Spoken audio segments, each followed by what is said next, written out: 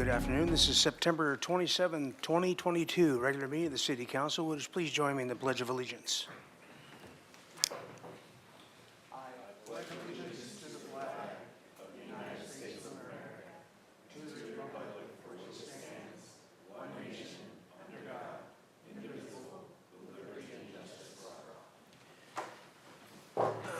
Madam Clerk, would you call the roll, please?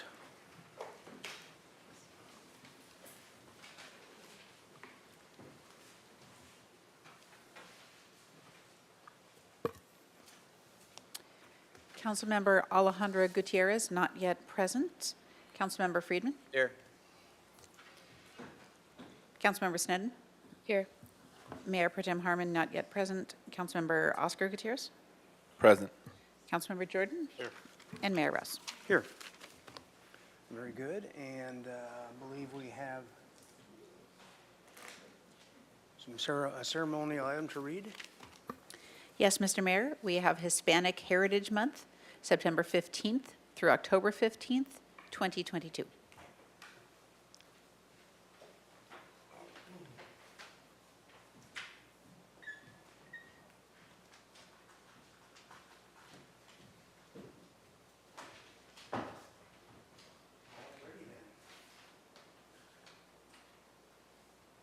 Who's going to come up and receive the proclamation? Company?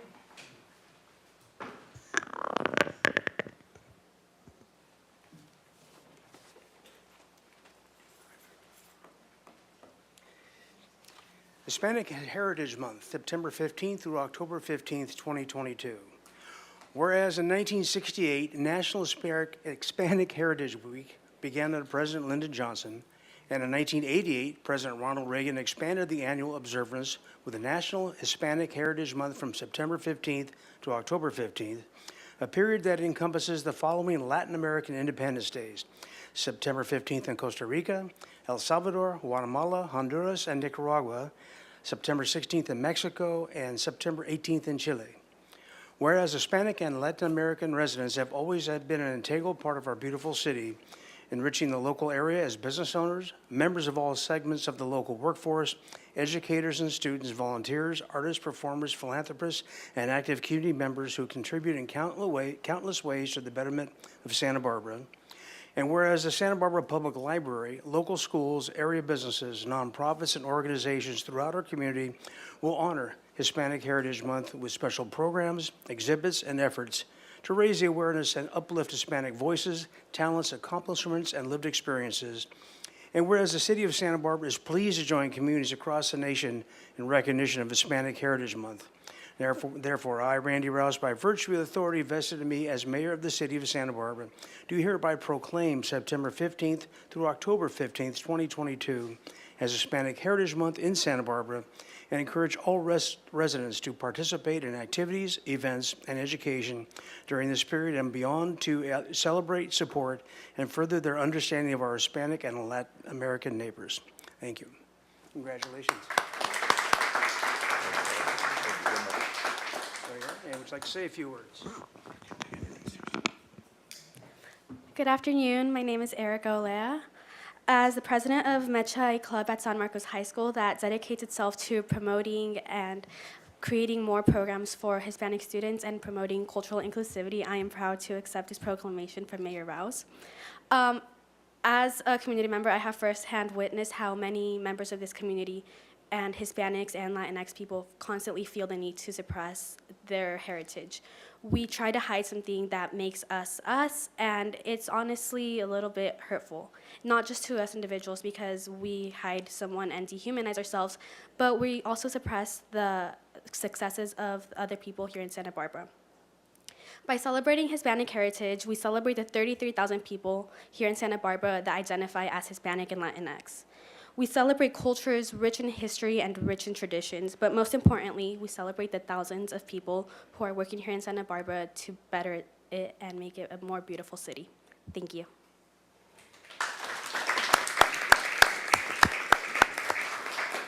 Well spoken. Let's see if Mr. Alvarado can do as well. Well, it's going to be a tough act to follow for sure. So good afternoon. My name is Mark Alvarado, and I come to you as a member of Santa Barbara Unified School District staff, I've been working with Erica, and it's just been a pleasure to work with our youth. I just wanted to say, that this proclamation is also a reminder of who we are as a mixed race and culturally rich people from all over Latin America. People have been moving up and down, north and south, to these shores before any borders were ever developed. Our roots are indigenous, thus we cannot accept this proclamation without acknowledging our Native American brothers and sisters and the ancestors who came before us. Indeed, our contributions are celebrated during this federally designated period of the year.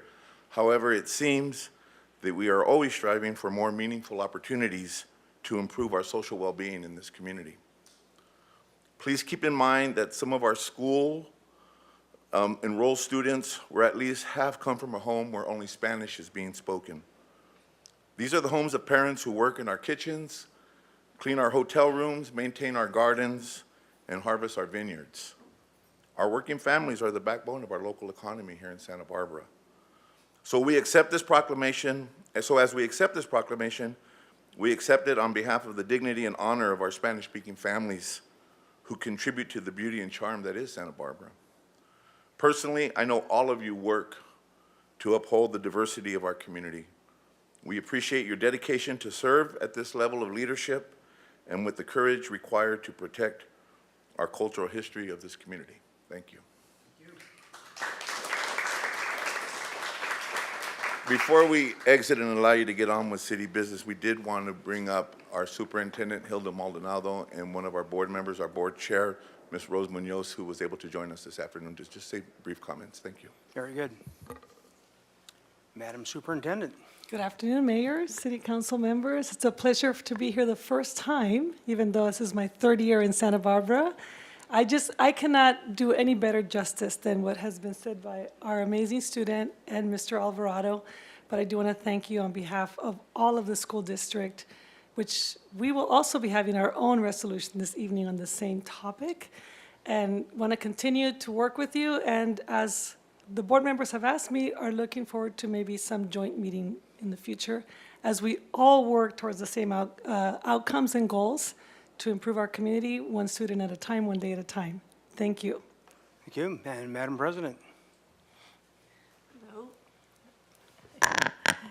Yes.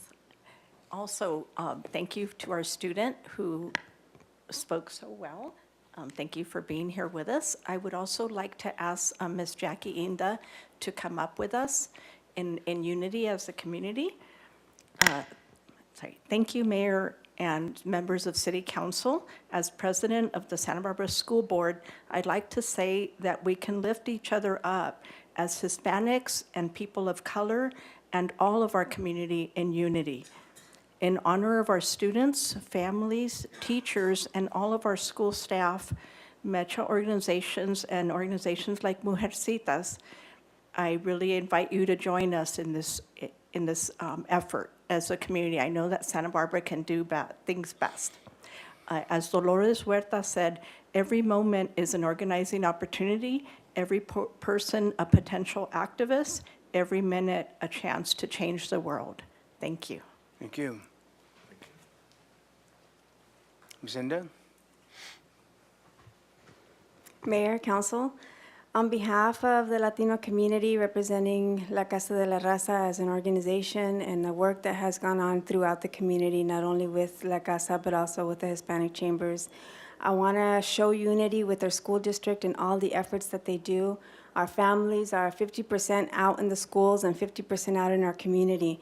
So combining those efforts between council and school district is always a priority for all of our visions.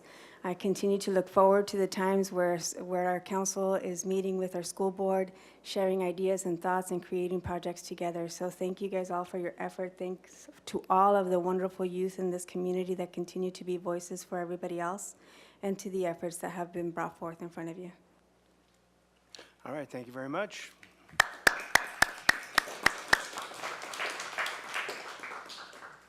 Okay, and there we are, Madam Administrator. Are there changes to the agenda? Yes, Mayor Rouse, I have a small administrative change to item 5 on the consent agenda. As appropriate, can we have the clerk read that item as she reads the consent agenda, and I can give the change at that time? Madam Clerk? Very good. I will read the items from the consent calendar that need to be read aloud. Item 3, loan to Housing Authority for $940,000 for acquisition of property located at 602 and 619 Kentia Avenue to preserve affordable housing units. Ordinance adoption.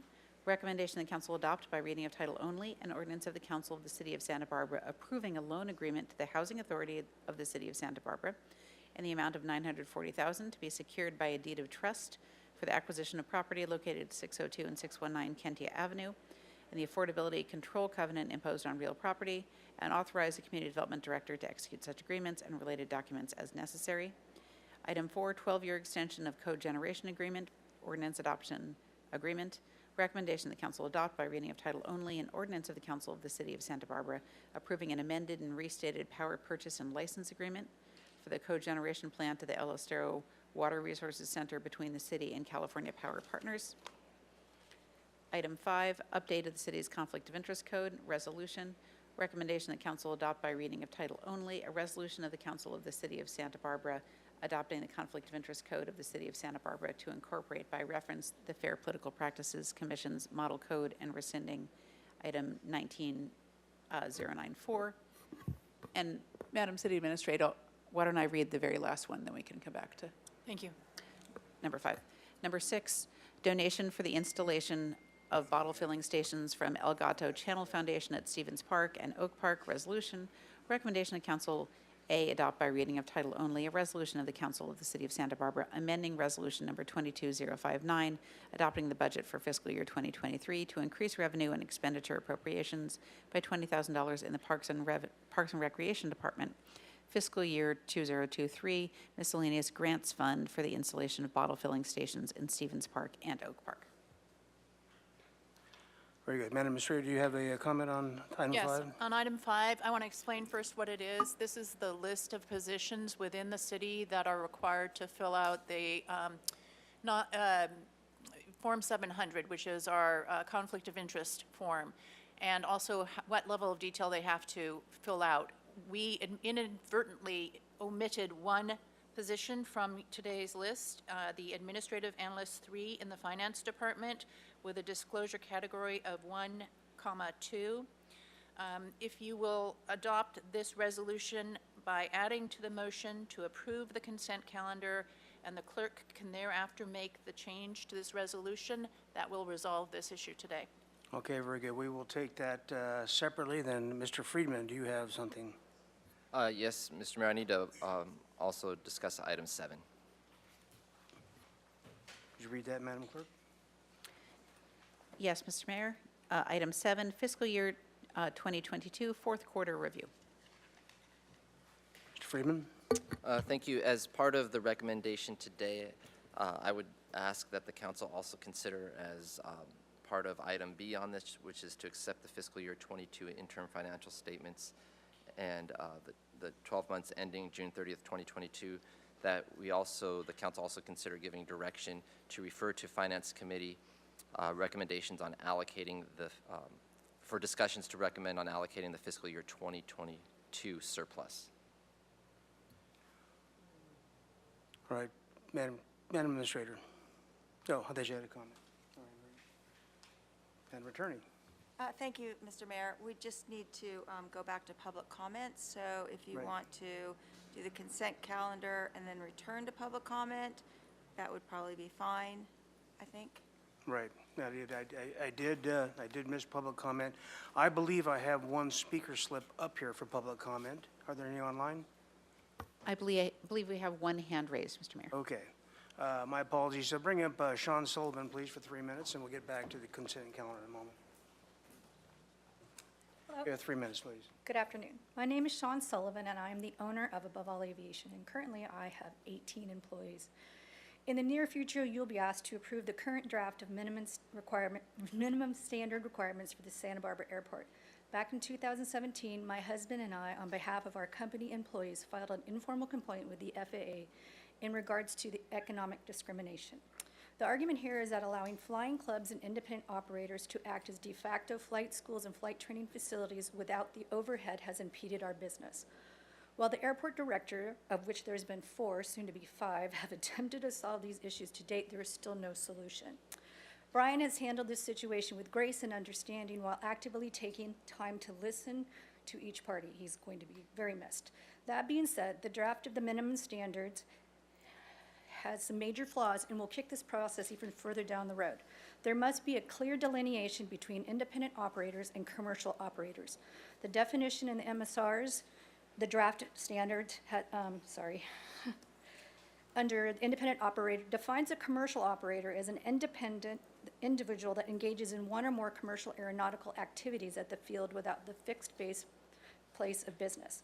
The problem here is that under the current proposed requirements for flying clubs, a flying club may permit its club-owned aircraft to be used for training as long as both the flight instructor providing the training and person receiving the instruction are members of the club owning the aircraft, or when the instruction is given by an authorized commercial operator. So as long as an independent operator is considered a commercial operator, the requirement to be a club member is now gone. The MSRs need to change to strike commercial operators in the definition of independent operators. Without this change, flying clubs, mechanics, and anyone else with an independent permit will continue to operate under the guise of an independent operator while performing operations that should be considered commercial. This creates a business with little or no overhead, hence the economic discrimination complaint of which the FAA found merit. If this does not change, you will not only risk the livelihood of my employees, but that of every business and employee on the field, maintenance facilities, flight schools, aircraft detailers, all of which have significant overhead and comply with all the requirements which in turn brings money to the local economy in way of rents, taxes, shopping at local schools, dining, etc. I urge you to please review this section and create clear definitions between commercial operators and independent businesses. This will allow for legitimate commercial operators to thrive and give independent operators a clear boundary. Thank you for your consideration. Okay, thank you. Madam Clerk, do we have speakers online with hands raised? Yes, Mr. Mayor, we have 2 hands raised, Aaron Ashland, and we have Anna Marie Gott, who had raised her hand a little bit later. Ms. Gott, if you are interested in general public comment, please keep your hand raised. If you're interested in consent, please take it down, and then we'll call on you in a moment. We have a big item coming up, so we'll go ahead and eliminate or end public comment with that as well. Okay. General public comment. We can do more at the end if we have to. Very good. Aaron Ashland, Go ahead. please go ahead. Hi, Mr. Mayor and City Council. I want to thank you for the additional patrols I've seen around State Street. Officer King and Officer Duffy, I believe, helped return a really expensive bike that a friend of mine had stolen. I really do think this is the path towards making Santa Barbara safer. I also saw Officer, I believe his name is Lecker, and his partner patrolling and driving right down the middle of the 500 block, which I love to see. A few moments later, him and his partner got out and it looked like they were arresting someone. So obviously there is a need for this to happen. So please keep it going. I want to thank Interim Police Chief and Commander Kushner for taking the time during the fiesta to explain some things about how the police department works. I also want to thank Commander Kushner for his recommendation about the detective to fire, which we didn't listen to, but it takes some big cojones to get out there and talk out against your coworker and recommend them being fired, and then no one takes action on that. So that kind of sucks for him, but hopefully in the future we can do better. I want to thank the members of the Promenade Ad Hoc Committee for their time over the last few months. And I also want to thank the rest of the City Council members who have supported the Promenade and its businesses. Mr. Mayor, I'd like to say that actions speak louder than words. Voting for funding for the Promenade design when it was already going to pass is kind of a weak move in my belief. However, I believe the city hired the right company to consult on the Promenade, because you see, I'm old too, and I love the way things used to be, but the reality is that we had 40% vacancies before COVID. And so maybe you have amnesia about this, but it was really difficult to walk up the sidewalk when there were homeless people, naked, sleeping, yelling at people and doing things on the sidewalks, but we didn't have laws strong enough to keep the police to get them out of the way. So now we can walk around them, which is one of the best things about the promenade. But seriously, I just want to say that it seems like 85% of the city is behind this, Mr. Mayor, and you seem to be one of the only ones that isn't. So when we talk about logic and common sense and things of that nature, I think it really comes down to the fact that you should be trying to do what the people of this city want. And when so many of them want the same thing, and for you to be against it, it seems a little ridiculous to me. So in the future, I hope that you'll actually be a person of your word and be a little more transparent. We'd love to have an honest mayor that talks exactly what he's going to do and doesn't beat around the bush and doesn't have to go to the paper to make explanations about what he has and hasn't done. But I want to leave you with this. Boulder has had the worst vacancy rates on their promenade on Pearl Street back in, it was either 03 or 08, and their vacancy rate was 13%. And they had a viability study for their economy about 4 years ago, and they came back, I think they were averaging 8% vacancies. That was the same time we had 40% vacancies. So Mr. Mayor, please get behind this promenade. It's the best thing the city's done or seen in many, many years. And this is what the whole city wants, except for you and Mr. Boss, apparently. So please hop on the team and come on in for the big win, and let's make this promenade great. Thank you. Next speaker, please.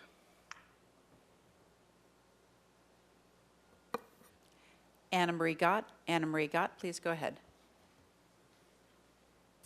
Good afternoon, Mayor and City Council. First things first, in response to the previous speaker, I personally don't like the promenade either, but I might be in the minority. I hope that someday we will be able to really look at this again and make a decision that is best for everyone, and that means every business on State Street. I don't think that we should have preferential treatment for restaurants. Regarding the item, though, that I want to talk about, I sent you an email over the weekend. In it, I discussed an issue. This issue was a bill that was passed by the legislature and which the governor signed. It is AB 2097. It specifically prohibits a public agency from imposing any minimum automobile parking requirement on any residential, commercial, or other development located within 1/2 mile of a public transit. So what does that mean for the city of Santa Barbara? That means you can no longer require a single parking place for any commercial development within 1/2 mile of transit. What is the council going to do about this? You have a few months in which you can get together here at City Council and make a decision on how you are going to be able to move forward to make sure that commercial development provides parking. I don't know if that is in the form of impact fees. I don't know if that is in the form of additional district fees for businesses so that you can provide off-street parking in the form of parking structures for commercial development, which will no longer be required to provide a single parking place. Imagine a restaurant being put in a location where we do not have sufficient parking that will spill out into the neighborhoods. And I think that this is an urgent issue because you've got, an item on the agenda today that requires parking for guests.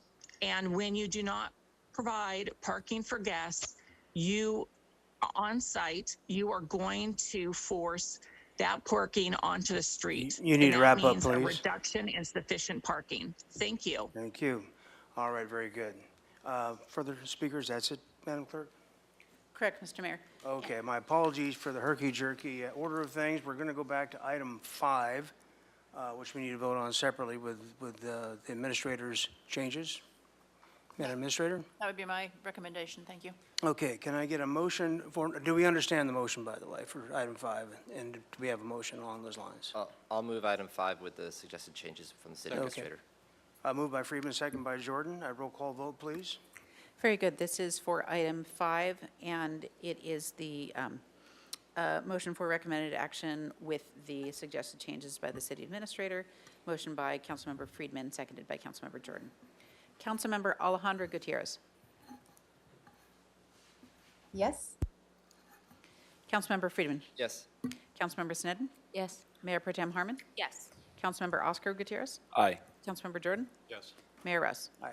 Okay, and then item 7 we should take separately as well. Mr. Friedman, would you restate your request for the amendment to item 7? Yes, Mr. Mayor, thank you. So as part of item B on this, which is accept the fiscal year 2022 interim financial statements, we do have a surplus this year, so the Finance Committee is requesting that the council give direction to refer a discussion and recommendations to allocate the fiscal year 22 surplus back to the Finance Committee as part of this item. So I'll move that just to get it away from Mr. Okay, Friedman. moved by Jordan, I assume second by Friedman. Is that fair I'll enough? second it. Okay, very good. This is for item 7 then. Everybody understand the motion? Oh, question by Councilmember Snedden. Thank you, Mayor Rouse. Would those recommendations then come back to council for approval? Yes, they would, recommendations to come back to council. Okay, if that's clear in the motion, then I support it. Thank you. Very good. Madam Clerk, may we have a roll call vote? Yes, Mr. Mayor. To repeat the motion, this is a motion by Councilmember Friedman, seconded by Councilmember Jordan. Is that other way? Recommendation by Councilmember Jordan, seconded by Councilmember Friedman, for recommendation B, that council give direction to refer discussion and recommendations to allocate FY 2022 surplus to the Finance Committee, then further to the council for recommendations, Correct, and then moving the remainder of the item as well. and moving the remainder of the item. All right, move second. Everybody understand? Very good. Madam Thank Clerk, you. may the roll call, please? Councilmember Friedman. Yes. Councilmember Snedden. Yes. Mayor Pro Tem Harmon. Yes. Councilmember Oscar Gutierrez. Aye. Councilmember Jordan. Yes. Councilmember Alejandro Gutierrez. Yes. And Mayor Russ. Aye. All right, very good. That Move- concludes. I'll move the balance of the consent calendar. Okay, and for the move and balance of consent calendar, Mr. Jordan, and second? Second. Second by Mr. Gutierrez. Madam Clerk. Very good. This is a motion for the balance of the consent calendar. Motion by Councilmember Jordan, seconded by Councilmember Oscar Gutierrez. Councilmember Snedden. Yes. Mayor Pro Tem Harmon. Yes. Councilmember Oscar Gutierrez. Aye. Councilmember Jordan. Yes. Councilmember Alejandro Gutierrez. Yes. Councilmember Friedman. Yes. And Mayor Russ. Aye. Very good. All right. Thank you very much. Report from the Finance Committee. Thank you, Mr. Mayor. Today, we heard the item that we just voted on, which was the fiscal year 22 fourth quarter review, and proposed changes to the city's reserve policy as well. That staff will be doing that component of it and bringing that to council at a future time. And then we also had the library department gave its presentation of the library as part of the fiscal sustainability initiative, and a lot of great insight into how the library department works, and some direction as we continue down the path of the fiscal sustainability initiative from the library. All right, thank you. And from the Ordinance Committee, Ms. Snedden. Yes, thank you, Mayor Rouse. We heard 2 items, proposal to amend various sections of the municipal code pertaining to definitions of vessels, slip assignments, and parking in the Santa Barbara Harbor. We unanimously moved those forward, and you'll be seeing those at council. And then we also heard updates to the ordinance to assign additional civilian police oversight duties to the Board of Fire and Police Commissioners, and forwarded those recommendations with some changes with a vote of 2 to 1. All right, very good. We're going to move on to our next item then for the Community Development Department. There's a lot of interest in it before we read the item, and so we're going to limit the speaking to 2 minutes per speaker, and we will receive both in-person and online speak requests for the next 10 minutes. So at 20 minutes to 3, we will stop taking extra speaker slips. So would you read the item, please, Madam Clerk? Yes. This is item 11, short-term rental permitting framework. And I'd just like to make a quick announcement for public participation. There are some people who have logged on showing their phone number, and in order to speak on this item, please raise your hand by that timeline that the mayor gave. But if you are on your phone, it says so on the agenda, but note, if you're on your phone, you're going to enter *9 to raise or lower your hand. So if you're on the phone and you wish to speak, *9 to raise or lower your hand. Okay, thank you. All right, very good. And we'll go to staff. Mr. Isaacson, go right ahead. All right, Honorable Mayor and members of the City Council, my name is Timmy Bolton, Project Planner in the Community Development Department, and I will be giving the presentation today on the potential short-term rental permitting program framework. I am joined today by Eli Isaacson, the Community Development Director, Dan Gullett, Principal Planner, Tava Ostringer, Assistant City Attorney, as well as Denny Way, Assistant City Attorney. The recommendation before you today is to provide direction on a future short-term rental permitting program and to direct staff to draft a short-term rental permitting ordinance for review by the Planning Commission, Ordinance Committee, Finance Committee, and then back to City Council for consideration of adoption. My presentation today will cover 3 primary topics. The first is a description of short-term rentals in Santa Barbara. Then I'll go over the current regulatory programs that exist today, as well as current enforcement efforts. And then I'll go over some of the highlights of what staff recommends for a future program. So first and foremost, short-term rentals in Santa Barbara. When short-term rentals first gained popularity, they were marketed as an option for homeowners to make some occasional side money while on vacation or otherwise not staying in their home. Over the years, short-term rentals have grown in popularity and proliferated into an industry of their own, and in some cases serving as an investment mechanism for folks who buy homes with the sole purpose of renting them out on a short-term basis and effectively operate them similar to a quasi-hotel type use. With this has come a variety of concerns in Santa Barbara as shown on this slide here. A principal concern is the impact to long-term housing. Operating a residential unit as a short-term rental is typically far more lucrative than renting that same unit out on a long-term basis, which can encourage the loss of long-term housing, increase real estate speculation, and inflate housing costs. This is especially problematic in communities like Santa Barbara that are facing a significant housing crisis. Another concern is the impact to neighborhoods and the loss of community when traditionally residential neighborhoods are replaced with regular transient use that can create nuisance impacts like noise, parking, and public safety. There are also concerns related to the high number of illegal operators, the challenges around enforcement, and uncollected transient occupancy tax. And finally, there are concerns related to the environmental impact of all transient uses, including those of short-term rentals. So what this graphic shows here on the right is something that was provided to us from Granicus Host Compliance, who's one of the more popular online short-term rental monitoring platforms. And what we see is that there are short-term rentals effectively in all corners of the city. When they did their inventory at the beginning of this month, they identified around 1,500 listings, which represent approximately 1,100 units in the city.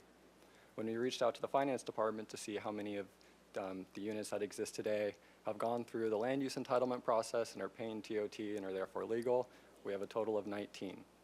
There are additional 82 operators that exist in the coastal zone who have not gone through the requisite land use approval process but are paying TOT to the city. If we look and see how does this compare in time to that of the past, we see that over the last 5 years or so, there's been some ups and downs, but by and large, we've seen a general upward trend in the number of short-term rental units in Santa Barbara over time. If we pay attention to that dotted line, it's just a linear estimation, but a general upward trend. If we dig into this a little deeper to see what type of units are currently being operated as short-term rentals, according to Granicus, they identified that the vast majority are single-family homes that are operating in this context, nearly 80%. If we dig into that a little deeper, we see nearly all of them, 90%, are renting out the entire home at one time. It's not folks doing home share, renting out a room, that type of thing. So this brings us to the city's current regulatory framework for short-term rentals, which in its truest sense considers them a quasi-hotel type use. So to that end, short-term rentals under our existing regulations are treated as hotels and regulated as such. It's considered a non-residential use, and they're subject to all of the standards and regulations that dictate how and where a hotel may operate in the city.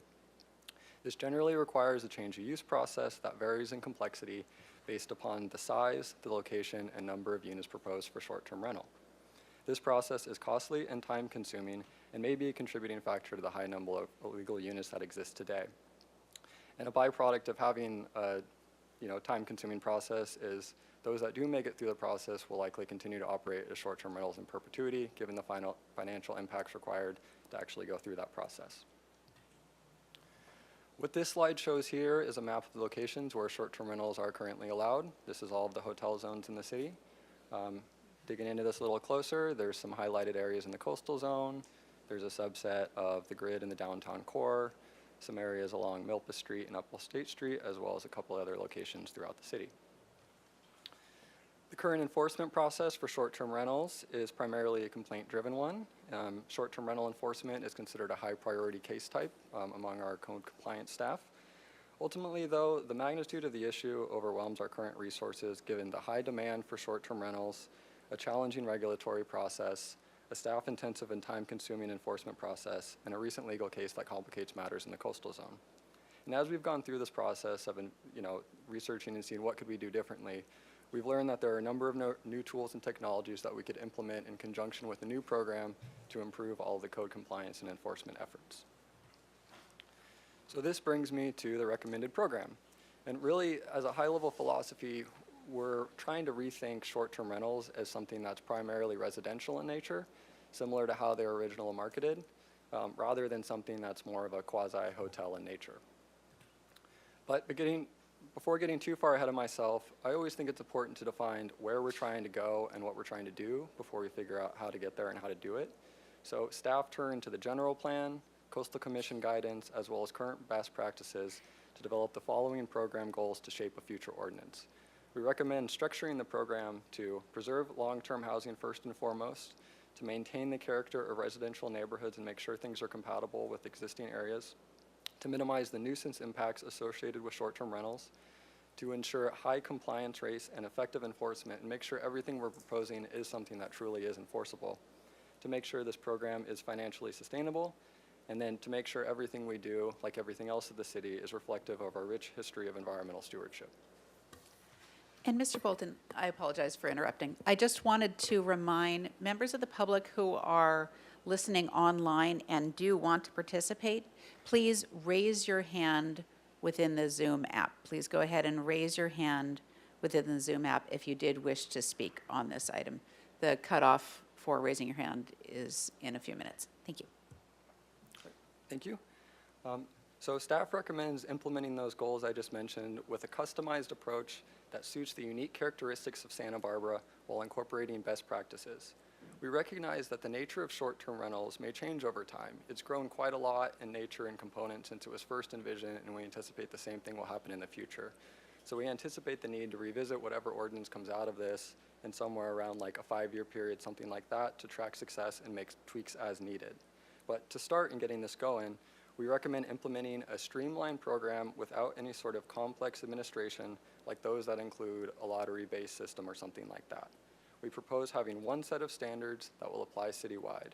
This will simplify the regulations, it will simplify the program administration, and it will simplify enforcement. Instead of requiring a complicated change of use process like exists today, the program would be structured around a ministerial permit that would be renewed on an annual basis with performance standards to ensure that the operator is being a good neighbor to those around them. An important component will be the improved enforcement mechanism and tools, which is something I'll cover later in this presentation. In terms of eligibility on where these will be allowed, staff recommends allowing short-term rentals in all residential zones to enhance equity and provide a pathway for the high number of illegal short-term rentals that exist there throughout the city today. However, I want to note that we only recommend pursuing this approach and allowing them outside of the hotel zones, so long as it's coupled with all the long-term housing protections, as well as all of the operational standards to make sure there aren't massive nuisance impacts associated with expanding the geographic area. A key measure of this is only allowing units that are otherwise the primary resident of the owner. So in other words, you can't be a rental unit, it can't be a second home. And this requirement alone would be huge in terms of reducing the impact to long-term housing and reducing real estate speculation.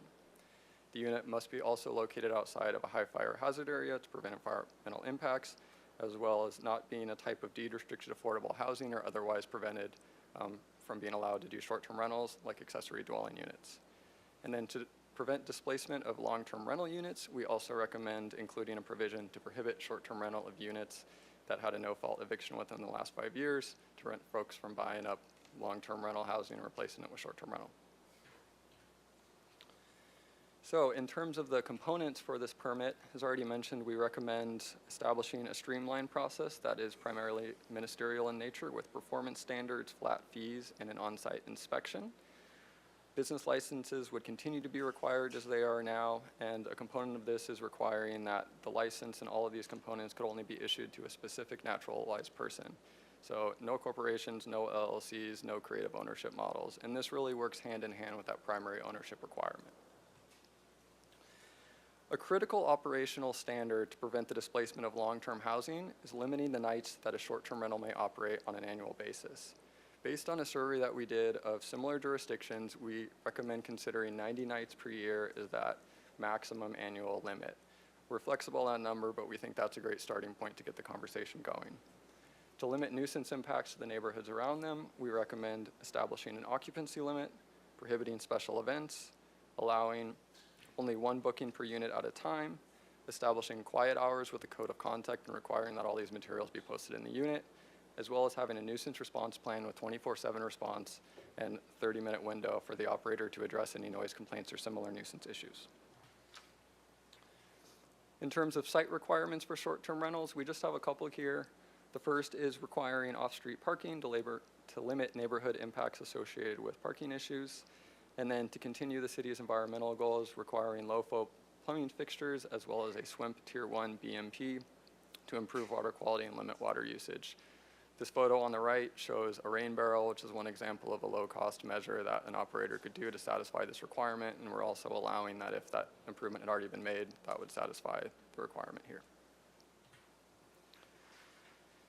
In terms of enforcement, ultimately, successful and comprehensive enforcement will be imperative to the success of a future program. We've learned a lot from our experience over the last handful of years enforcing on short-term rentals and from researching the successes of our neighboring jurisdictions. The most critical element to successful enforcement is requiring that the permit number be posted in all short-term rental listings because it will dramatically simplify the process of identifying illegal short-term rentals. We've also seen successful partnerships in other communities where the platforms provide listing information on a regular basis and delist unpermitted units, and that's something we recommend pursuing through this process. With those measures and the backstop of a contract web monitoring service that will track these units, we should see significantly higher compliance rates than exist today. This will all be bolstered by requiring that operators sign an affidavit stating that they will follow the regulations and implement high fines for those who don't. And then we also recommend including TOT payment verification as part of this process. 1 minute, Mr. Bolton, please. So a couple of you just walked in. I've cut off taking in speaker slips. If you really want to speak, you want to put a slip in, do so right this second. And after that, this will be it. All right? There's a gentleman right there, as a matter of fact. Mr. Bolton, please continue. Thank you. Thank you, Mr. Mayor. So in terms of the revenues from this program, from the permit fee side of things, we recommend setting that at a level that's cost recovery for program administration, and this would include enforcement. And one of the great things about this is this would provide a new revenue stream to help bolster enforcement at a level that's higher than we have now. For the TOT side of things, we recommend setting that at the same level as hotels, and also providing the opportunity for platforms to collect TOT on behalf of the operators and then remit that directly to the city, as well as requiring a surety bond. So in terms of actually developing this ordinance, I really want to emphasize here and take a moment that, today is really intended to be the first hearing of many, and the purpose is just to get some initial policy direction from council, to get some goalposts, get some boundaries, to make sure we're headed in the right direction from just a high-level standpoint. We don't want to go through a whole city process and then find at the end it's not going to work for council. So that's really why we're here today, get that initial take. Staff recommends that after we get that today, we go to Planning Commission and we work through the specific program parameters and get the nitty-gritty details all sorted out. After that, we'll go to ordinance committee to work through the specific ordinance language, and then make a stop at finance committee to establish the financial measures and set the specific permit fees and values. And then after all of that, we'll return to council for adoption, for consideration of adoption, and move forward from there. So through this process, there will be multiple opportunities for careful thought and community engagement from our community at large. We're estimating there'll probably be about somewhere between 3 and 5 hearings before we come back in front of council. In terms of the staffing needs to process a future ordinance, ultimately, we will require collaboration throughout the city organization with key support from the finance department and city attorney's office. In the context of the community development department, which is leading this effort, we anticipate it'll take roughly half an FTE over 6 months to process an ordinance in the inland portion of the city. In the coastal portion of the city, we require processing a local coastal program amendment, which requires certification by the California Coastal Commission. Anticipate that'll take about half an FTE as well, and that process will take at least 12 to 18 months. We're also pursuing the option of pursuing contract support to help supplement this effort. Once we get this thing on the books, we anticipate it'll take about 1 FTE as currently envisioned to implement the program. And again, we are here before you today with the following recommendation: to provide direction on a future short-term rental permitting program and to direct staff to draft a short-term rental permitting ordinance. I want to highlight again that for those interested in following and engaging with this process, our next step will be the Planning Commission, then followed by the Ordinance Committee, Finance Committee, and then ultimately back to City Council. And we welcome and encourage your participation throughout these next steps. And this is my final slide here, which is really just to set the stage for the council discussion. While we don't need to go through any sort of formal straw poll type process, it would be helpful to get each of the council members' take on whether these high-level concepts were headed in the right direction. So first and foremost, do you want staff to pursue a new short-term rental permitting ordinance? Are the program goals as drafted appropriate? Is there anything we're missing there, or did we get the high-level concepts right? And then delving a little deeper into the program components, what do you think about streamlining this process into a ministerial one? And what do you think about the geographic area that this would apply to? Do you want to focus just on the inland area? Do you want to focus just on the coastal zone, or both at this time? And what are your thoughts on the approach of sort of reimagining short-term rentals as something that's more residential in nature than more quasi-hotel in nature? And in doing so, it would be allowed in all residential zones, so far as it includes all of the long-term housing protections and operational standards. And then to that end, what are your thoughts on the primary residence requirement, as well as the ownership requirement, and then the 90-night operational limit? And with that, I will conclude my presentation. Thank you for your time. Thank you, Mr. Bolton. Do we have questions from council? Mr. Jordan. Thank you, Mr. Mayor. I have questions, but I'm hampered by those questions being within the context of what you're presenting here today. There's very little that I enjoy about what's being delivered today. I would have rather talked about this a little sooner.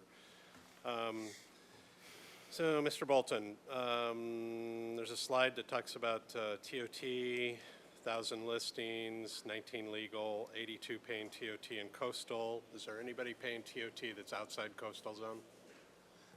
Honorable Mayor and Councilmember Jordan, that list is entirely coastal zone property. So there's nobody paying outside, nobody? Well, there are operators who are paying, the ones that are listed as the 82 who are paying TOT but have not gone through the land use permit process, Right. all of those are in the coastal zone. Right. Of the 19, though, there are inland properties that are paying TOT. I still don't understand that answer, I'm sorry. There's 1,000 units, unique units listed in the entire city, Yes, right? There's 82 paying TOT in the coastal zone. correct. How many are not paying TOT out of that 1,000 units, or are paying TOT in the city? 1,000 minus 82, minus the 12 or 13. So pretty much all of them? The vast majority, yes. Okay, okay. Yes. So. Huh? Bugs? Yeah. I don't know. All right, I'll look good on camera.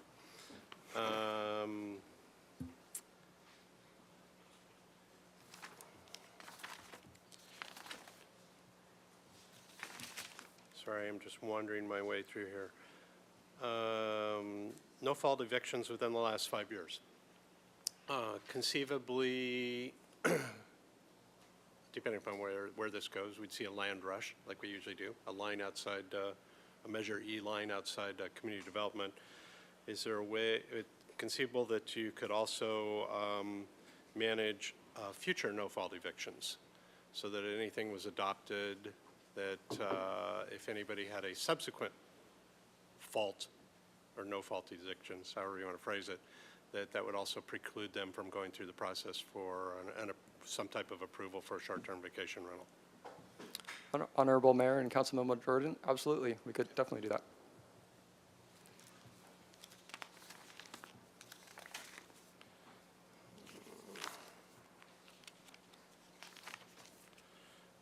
And then there's a mention of a surety bond. Surety bond's just kind of a generic phrase for something regarding a bond. What would the bond be insuring for? Honorable Mayor and Councilmember Jordan, essentially, if the operator didn't pay TOT, we have $1,500 to backtrack against that. And so that would be separate from the prior slide that talked about fines. Correct. Fines would sort of be operational. The bond would be if in the future you just bailed out on us and we thought you owed us money. Correct. Right? And have you done any research to know if such a bond is available or are they used in other cities? Honorable Mayor and Councilmember Jordan, yes, it's used in the city of Goleta. Okay. And then, as always, I imagine eventually when this really slogs all its way out, you know, knowing that there's 1,000 units, knowing that there's 19 legal, knowing that only 82 are paying TOT, we have an enforcement problem already.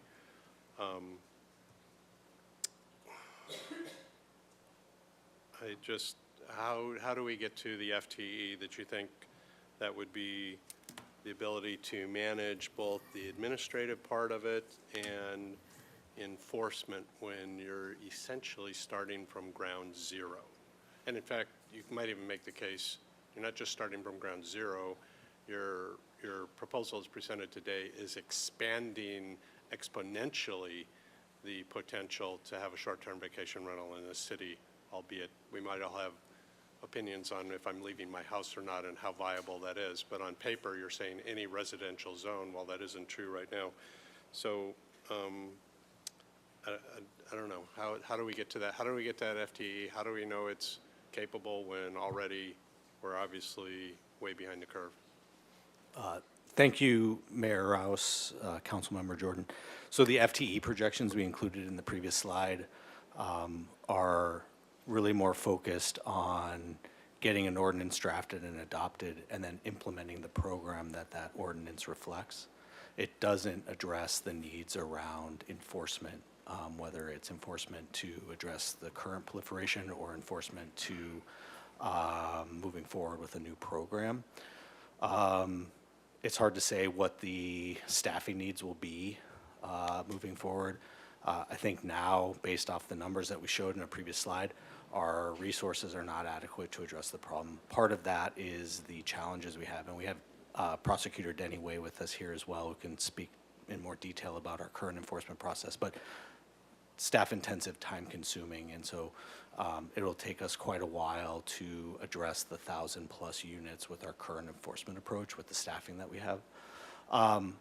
Why we think the program we're proposing today would help on enforcement, even though it's expanding into a wider geographic area of the city. I think we are bringing with that expansion several key provisions, one being requirement of primary residence, two being the requirement of using this ministerial permit number as part of your listing on the platforms.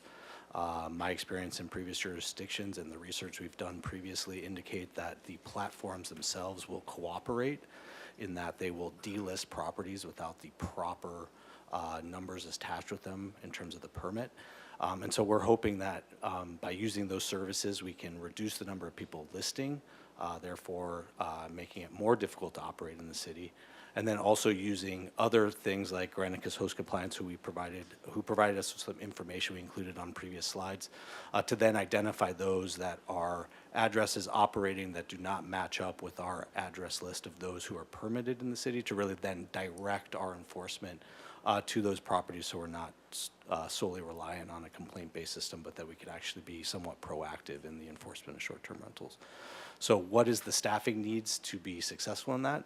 I would anticipate that we may need additional staff that we have now, but as Mr. Bolton referenced earlier in his presentation, some revenue generation would allow us to bolster our current enforcement in a way that we just can't financially support at this time, not having a program like this in place. Okay, those are all my easy questions. So let's address a couple of the elephants in the room. We let Mr. DiMartini escape the room, so why are we once again in a position of knowing we have 1,000 vacation rentals in the city potentially? We have 82 paying TOT, and we only have 19 that have legal land use permits.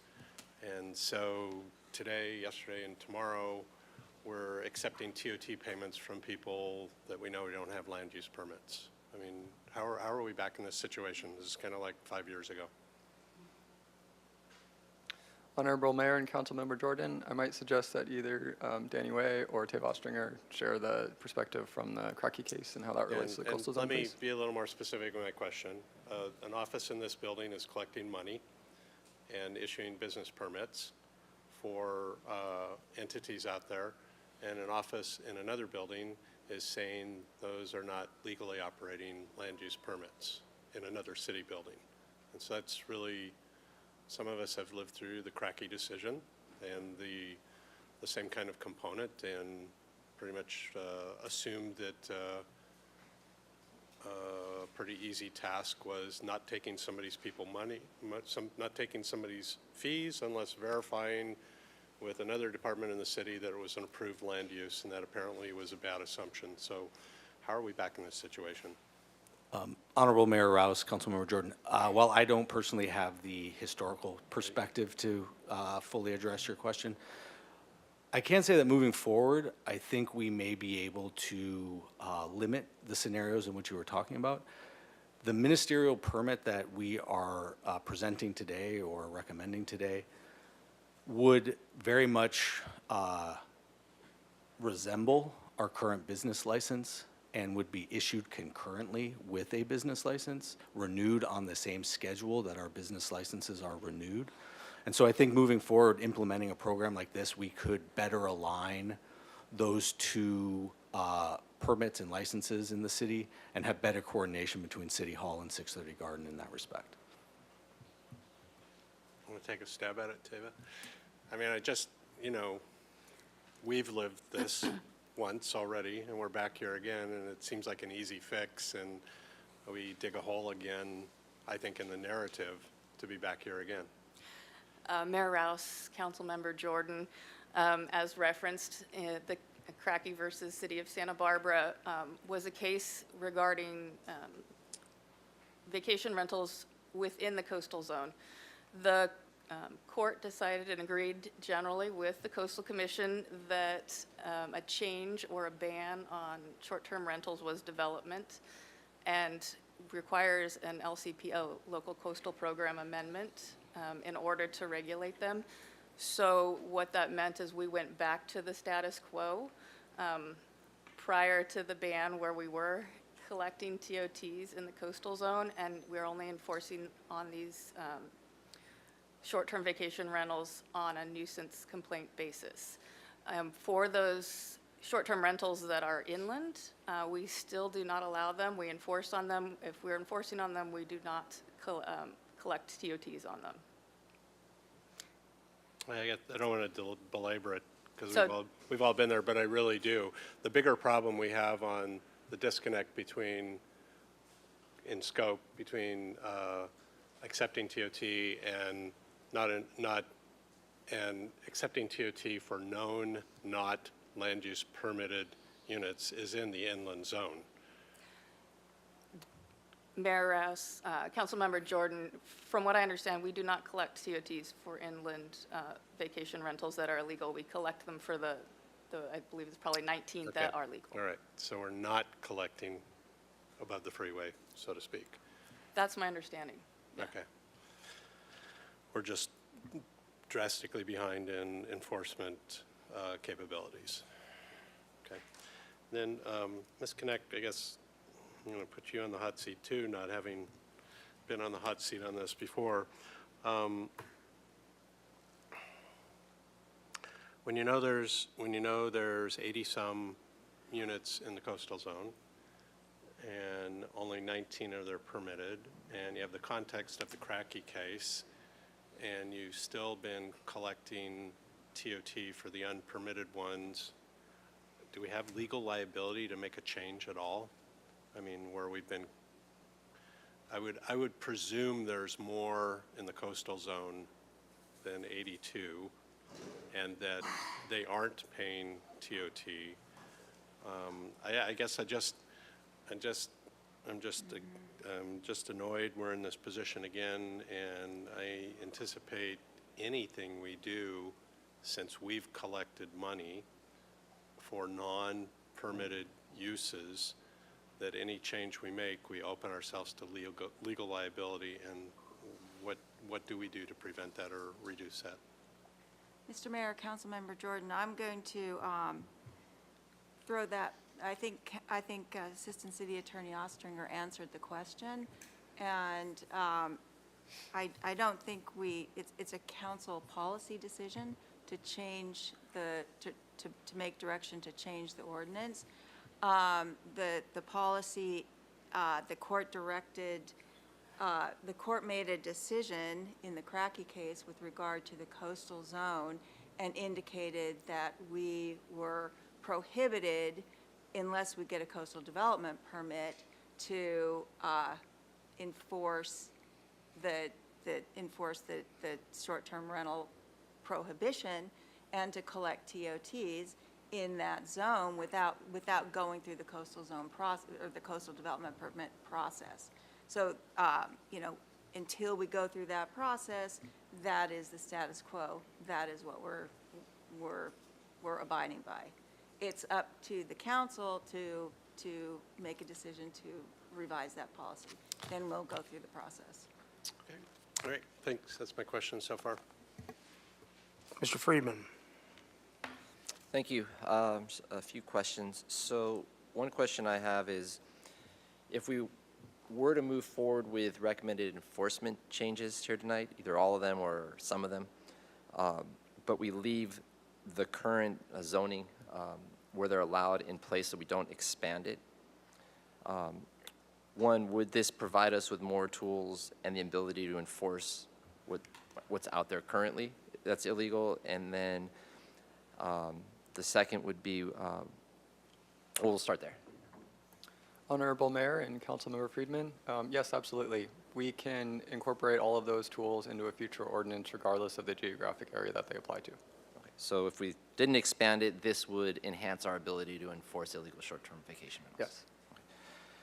And next question, because it's come up from members of the public, there is a distinction with fractional home ownership.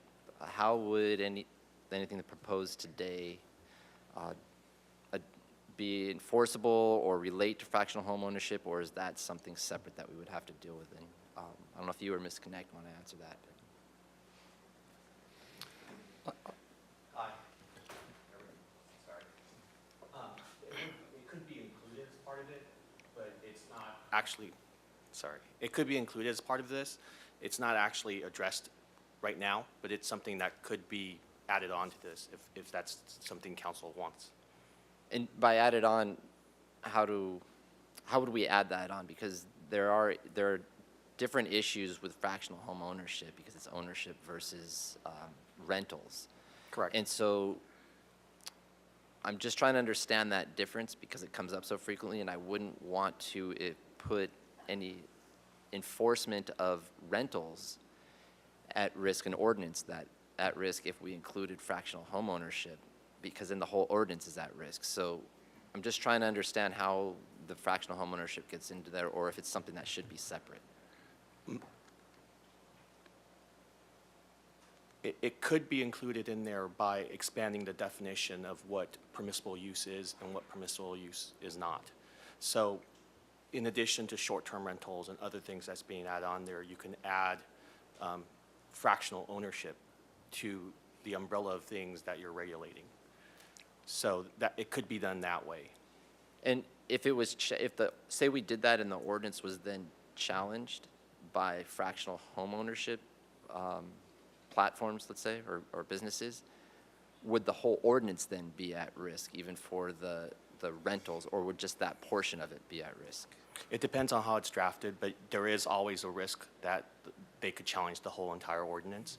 But if it's severable, if it could be carved out, if we put provisions in there that makes a wall, then that's something that could be contemplated. But also, it could be, it doesn't have to be one or the other, right? It could be, it could be a short-term rental ordinance dealing with short-term rental issues and addressing the issues that's been brought up by CDD, and accompany that a separate ordinance dealing with fractional ownership. So we could have that discussion later, but we could give direction tonight to pursue both. Yes. Okay, that's helpful, actually, to get to my concerns about including one and the other and Really good concerns, and yeah, very valid concerns. I'm glad that SB Senate Bill 2097 was mentioned, because I have a lot of concerns about it. I'm trying to fully understand what the implications are, but one of the measures here is that we would we would restrict to on parking, but yet we would be implementing a business license here, commercial basically. And so if we were to expand this beyond current areas, do we know at this point whether we would be able to enforce that type of measure to require off-street parking? And if we don't know because the bill is so new, that's fine, but it's just something I think we should go into eyes wide open before we make a decision on that component of it. Mayor Rouse, Councilmember Friedman, that bill carves out hotel and motel uses, and while we are suggesting that short-term rentals are quasi-residential, they are a transient occupancy, and the intent of that provision in 2097 that says hotels have to provide parking as event centers as well, that's the exception, that's to protect, to make sure that people aren't parking on streets or, impacting, those transient uses aren't impacting neighborhoods. So you would think that even with 2097, we could still put that type of requirement to off-street parking? Yes. Okay, thank you. So on fines, what is the process? So I'm going to back up. Page 4 of the staff report lists, pull it up here, lists fines.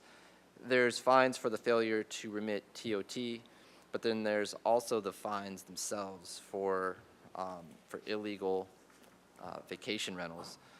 And they're generally, because we don't have a specific fine, as I understand it, so we refer to the municipal code violations. And for the discussion tonight, it's $100 for each violation, $200 for the second violation of the same code section, and $250 for the additional violations of the same code.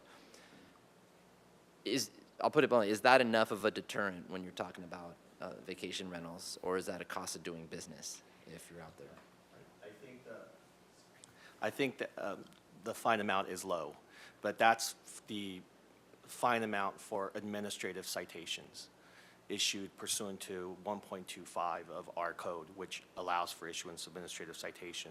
We have other tools as well under 1.28, which allows us to either enforce as a criminal violation or enforce in civil court.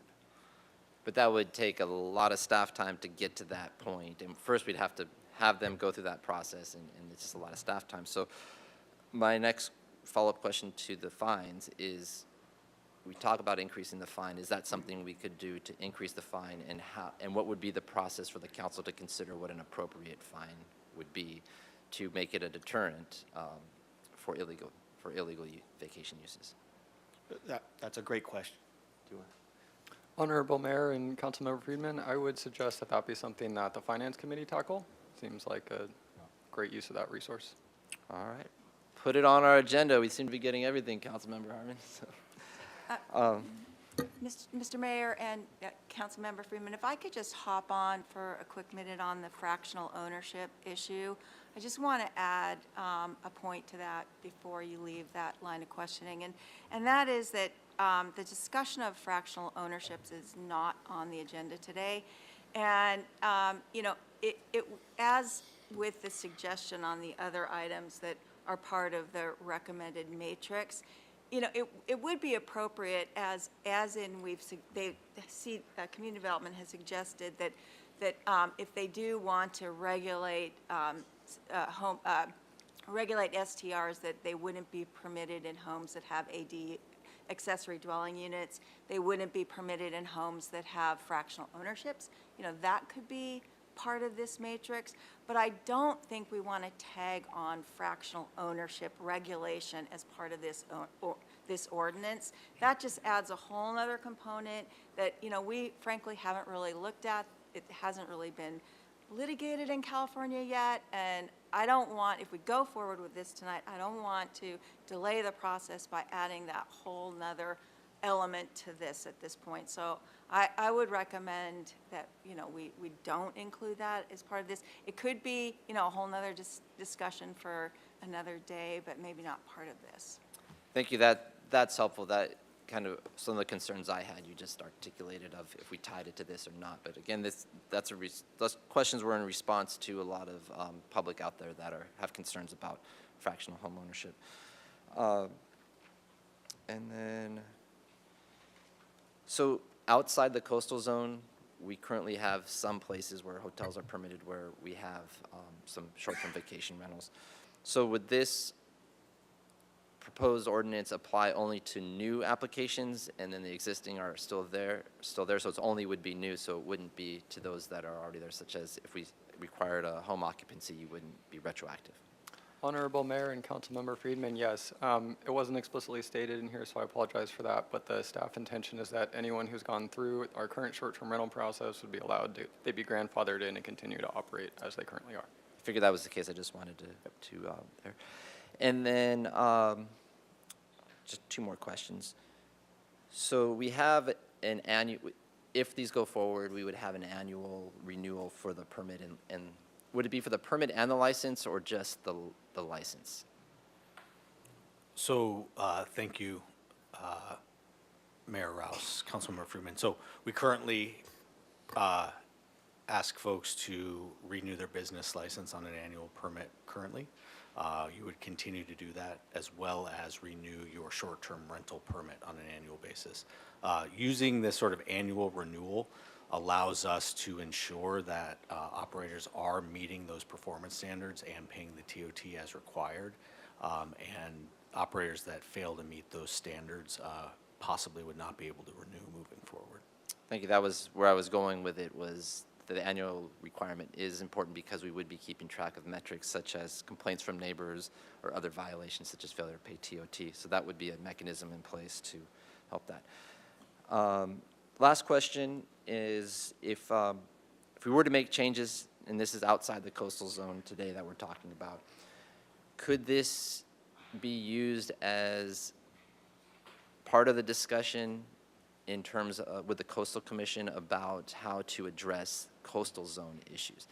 It wouldn't, maybe not exactly the same, but would there be items here that we could include in the discussion with the Coastal Commission on how to go inside the coastal zone and address these? And would it be helpful if we had something today in those discussions? Honorable Mayor and Councilmember Friedman, yes, absolutely. I think that would provide a strong basis. I think in terms of the question of whether we sort of proceed in parallel with doing an inland and a coastal zone area, there are some efficiencies from staff time and noticing and some components that go into processing that are beneficial to do them together. But there is no issue with us today saying, hey, let's only do the inland area now. At some point in the future, come back, we'll do the coastal zone area, and we'll use our experience in the inland to inform that future coastal process. But we could do a parallel where we're working on this ordinance and then incorporating that into the discussions. And then obviously on timing-wise, they're a lot different. So the coastal zone would take longer because we'd be working with the Coastal Commission. But we could use the work we're doing on the inland to inform that, even if they're going parallel with each other. Yes, absolutely. I think in an ideal scenario, we would do them parallel together. Essentially, they would follow the same track until that council adoption.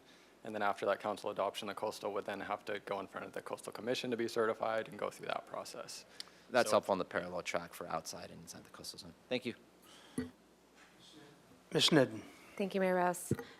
Thank you. So I have a couple questions here, but one of them is, looking at the matrix and the rubric, I agree with the goals, but then I have a hard time seeing how the components would reach that goal. And I'll just start with the one overarching one, is it seems like one of the goals is to make the process easier for people to monetize their homes, or to just make it easier for everyone. And I'm just wondering where that comes from, where that direction comes from, or input, that we would want to make a streamlined process for short-term rentals how I heard the direction in the housing element update or different is to limit short-term rentals. So just that first one sort of, is that one of the goals, to streamline and make it easier? Councilmember Snedden, Mayor Rouse. So I think it is a goal to make the process easier, but I think the question of making the process easier comes after the question, where do we think short-term rentals are appropriate in our community? And so once that question's been answered and we say we deem these areas of our city as being that use is appropriate and compatible, then we want to make sure that folks who want to take part of that program can do so in a streamlined and rational process. Okay, thank you, that's helpful. I mean, I'll just say from the outside, the questions I'm going to ask are, if we expand this into neighborhoods, how does it meet that goal? And I can see a lot of these are beneficial if in the current areas where they are. But so these questions are really, like, if we expand it into the neighborhoods, how does this ensure the character of residential neighborhoods and sense of community? It seems to me that it would chip away at that. So Honorable Mayor and Councilmember Snedden, the hope was that by having the primary residence requirement, by having the nightly limit, by having the nuisance response plan, all these performance and operational standards, that would sort of chip away at the primary concerns related to short-term rentals. Really, the idea was if we could limit these things back down to something that's more of a residential use, then it would fit in with the neighborhood. And when it's someone's primary residence, like, you still have to face your neighbors at the end of the day. It's a different type of imagination for what a short-term rental is than I think how a lot of them operate today. And so if that's not the right direction, we can shift. okay. So then at 90, and I appreciate that, thank you. And at the 90 days, at a 2-day limit, someone's primary residence, they could be renting it out every single weekend, year-round. Honorable Mayor and Councilmember Snedden, yes, and we can change that number too. That number was picked simply doing a survey of other comparable jurisdictions who put limits on and what did they use.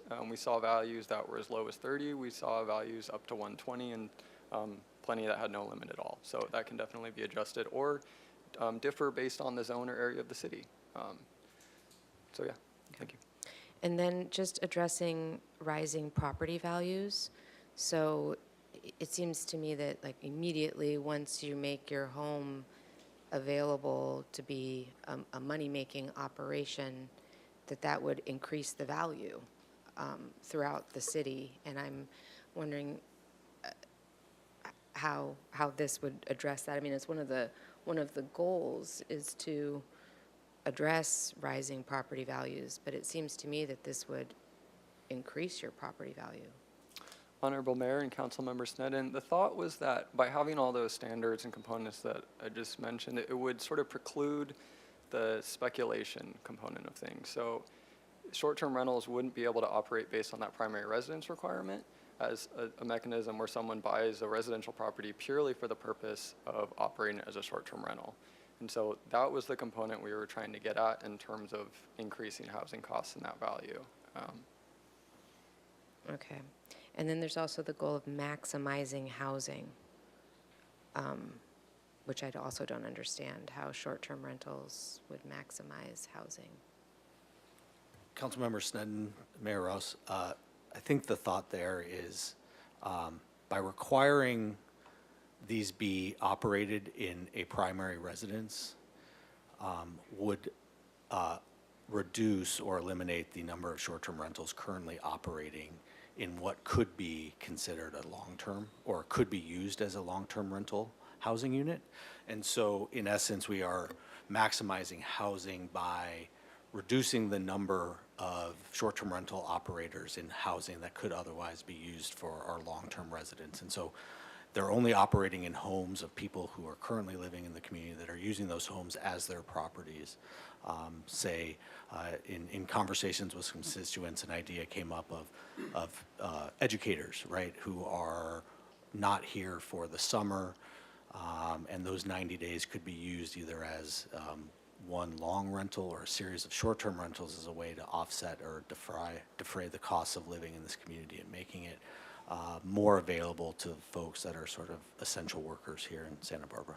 Okay, thank you, and I appreciate that argument as well. And then if it's, how would we address intensification of use if we're looking at this as a business and not as a hotel conversion? I mean, part of what we look at is, does that increase parking? Does that increase vehicle miles traveled and increase use of water or other resources? So how does this address intensification? Do we lose our ability then to say, well, that's too much of an intensification of use at that location? Honorable Mayor and Councilmember Sneddon, our hope was that through those operational standards and site requirements, we could get at a lot of those things. So that's like requiring the off-street parking to try and limit the impacts from that. It's the requiring the quiet hours and the code of conduct and all of those nuisance response, and then tie that into performance in the annual renewal process. Plus, coupled with the 90-night requirement, the thought was that would get us more in the residential realm than like the full-blown hotel operating 365 days a year. So that was the philosophy. If there's parameters we can tweak to better accomplish that, we welcome that input. Okay, And thank you. Councilmember Sten, if I may add, we've also included requirements for low-flow plumbing fixtures in the units to help with our water conservation efforts, as well as the inclusion of a Tier 1 wastewater BMP. And I think Mr. Bolton included an image of a rain barrel in the presentation as an example of something we would be looking for, for each unit that was to receive a permit. Thanks. And then I guess my last, sort of big question is, and it's along the lines of Councilmember Jordan as well, just why can't we enforce now? So, if we can identify that there are, 1,560 listings, and if they already need a business license, why can't we just say you have to have your business license? And that's the filter that our third party scours for to be able to locate those illegal STRs. I'm not really understanding why there has to be a whole new program when we already have business licenses. And couldn't we do the same thing, or why or why not? It just seems crazy to me that we can identify them and put them on a map and then not enforce. And if it's a matter of staffing or funding, why couldn't we collect fees on the people who are illegally using STRs? Why is changing to a permit model any better than a business license model? Mayor Rouse and Councilmember Sen, before Mr. Way responds, I just want to speak to the business license versus a permit fee. You could have a business license for something completely different, and a CPA. And then if you decided to rent out your house, that business license would show up, but it's not the business for which you were permitted. So having a separate fee not only allows us to have a separate process allows for a unique identifier, but additionally, as has been explained repeatedly, we need the resources from that fee to enforce the program, so it provides us a mechanism for supporting the program. And then I will defer to Mr. Way for the issues about the challenges with enforcing under our current rules. I think the current challenge is staff. Right now, it's complaint-driven. Code compliance officers receive a complaint, they do an investigation, and then based on that investigation, they try to abate the violation. And if they're not able to do it, then we work with them to gain compliance.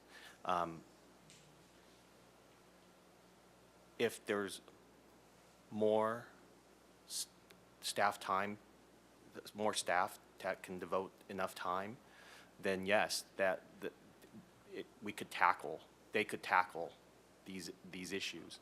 But you do all the council members here do bring up a good point. I mean, even with if there is a new ordinance that is proposed and eventually, whatever council decides, there has to be an enforcement aspect to it as well. And will require FTEs to Yeah, absolutely. enforce, That's what I was yeah. wondering. Also, in the agenda report, it has the economic impact being like 0 or something. And I thought, well, what about the impact of the added enforcement? And it's not just a matter of, I mean, it lists coming to ordinance or doing that impact level, but it seems like running this program. One thing that the city administrator does bring up is the ability to collect TOTs, and that could help fund FTEs to help with the enforcement effort. I think that's a potential way of addressing it. So I think Ms. Bjork brought up a good point in regards to that. But yes, it's the enforcement resources that's the issue with CDD.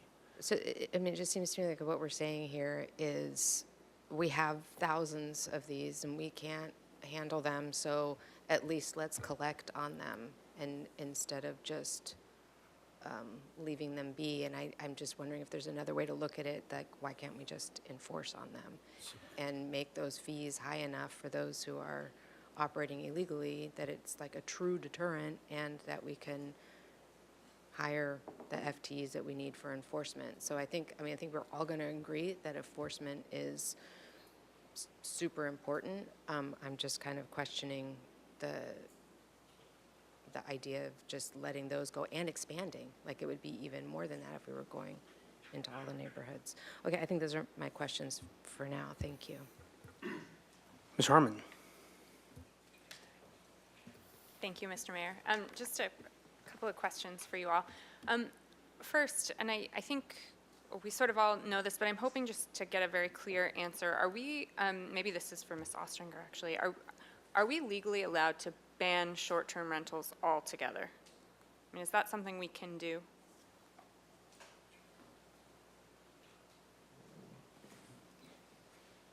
Mayor Rouse, Councilmember Harmon, in the inland area, yes, we could.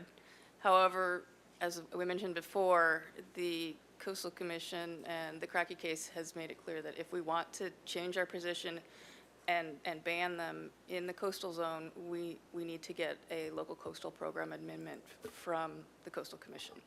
Okay, so I was talking just about the inland area. So inland, that is a different answer than I expected. So inland, we can ban them altogether. Yes, but keeping in mind, we treat them as a hotel use, and that's generally how we've treated them. So that's why we do allow them in hotel zones with that change of use process that the Community Development Director mentioned is a very time-consuming process for homeowners. Okay, but if we got rid of that process altogether, I mean, I guess so now I'm not understanding your answer. If we said we don't want to allow residential conversion to hotels at all, whether the process is onerous or not, is that something we can do or no? Mr. Mayor, Councilmember Harmon, if I could jump in for Mr. Mayor, if we changed the current ordinance to ban them in the inland zone, those hotels, those ones that have been allowed to become hotels, and we took away or we changed the ordinance so that that was no longer permitted use, that they could not change into the hotel use, then they would become non-conforming uses. And then they would stay as non-conforming uses under the current ordinance until they were abandoned or By attrition or whatever. Yeah. Right. Yeah, I apologize. I thought you meant going forward. I meant both, actually. Okay. Thank you. Okay. Thank you. I appreciate that. When we went with this primary residence restriction, why did we choose this rather than a straight home share model? And by home share, I mean requiring the host or primary resident to be on site during the rental period. Honorable Mayor and Councilmember Harmon, the primary reason was because of enforcement. It's extremely difficult to prove whether someone is or isn't at the house during the actual rental period. So that's why we decided, let's just pick a number as a starting point and say you can be there or not. Either way, this is your limit, because that we have a much higher ability to enforce on. Thank you. And do we anticipate that under this framework, and right now I'm assuming that we would go in every zone in the city. So again, I'm just, as Councilmember Sneddon did, just asking questions as if that's what we move forward with. So would we anticipate that even with that expansion, under this framework, we would see less short-term rental use, or less units taken off the market for short-term rental uses than we currently see now? And how did you guys come to that sort of decision that, or understanding that on balance, you know, we've got these 1,100 or whatever the number was, illegal uses. If we move to this, even if we keep it in every zone, we're going to have less than that. Is that what we anticipate happening? Can you describe a little bit? Honorable Mayor and Councilmember Harmon, yes, I think that's the intended outcome. With the requirements of primary residence and ownership and all of that, that on balance should decrease the total number of short-term rentals with all of those requirements that we have there. Even if it was all across the city? Even with the broader geography. And part of the reason why we went there was just simply to respond to the fact that there's a clear demand for these areas to have short-term rentals. And so it was, how can we allow this type of use, but in a way that aligns with other city policies and goals in the best way possible? Okay. So we're open, you know, obviously if we didn't hit that mark, we can pivot and do whatever makes the most sense for council, but that was the initial take on why we expanded that area. Thank you, that's very helpful. On the funding piece, and I know there's been a lot of great questions and back and forth about enforcement. I agree wholeheartedly with how imperative it is.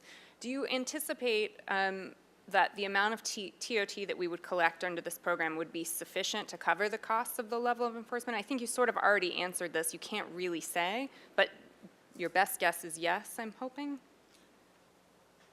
Mayor Rouse, Councilmember Herman. So we would be supporting this program with TOT, but also it's important to remember that it will be the permit cost, the cost to get one of these annual permits from the city would be structured such that it was a cost recovery program. So that includes enforcement. So we wouldn't be relying solely on TOT, and that's why I think reliance simply on a business license would not provide us with the same level of support, and is one of the reasons why switching to an additional ministerial permit would further our abilities to enforce, because we would then be able to absorb the costs of those additional enforcement officers and include those in the overall program cost and use that to set the permit fees on an annual basis. Thank you. And as a follow-up to that, and I'm sorry, this is so complicated that I'm trying to work through it in my head. I appreciate you letting me talk it out. So let's envision 5 years from now, we've figured this out, we've covered all of our costs, we have it down, it's going very, very well, and we've got these revenues coming in from the very small number of legal STRs that we have. Could we allocate that revenue to an affordable housing fund, for example, or are we limited by law to what we can do with that excess? Honorable Mayor and Councilmember Harmon, we can certainly allocate money towards that type of thing. What we do need to keep in mind in setting those permit fees, though, is that if we go beyond cost recovery, it turns into a tax, which requires a vote of the people. So if we are trying to do cost compliant or cost recovery plus have an additional affordable housing on top of that, it's a little more complicated than if we, slice the pie a little less to not be cost recovery, or we had a broader blanket use of TOT and how that's allocated. So if I'm understanding you correctly, it's not impossible to do something like that, but we would have to be very surgical in how we make those allocations.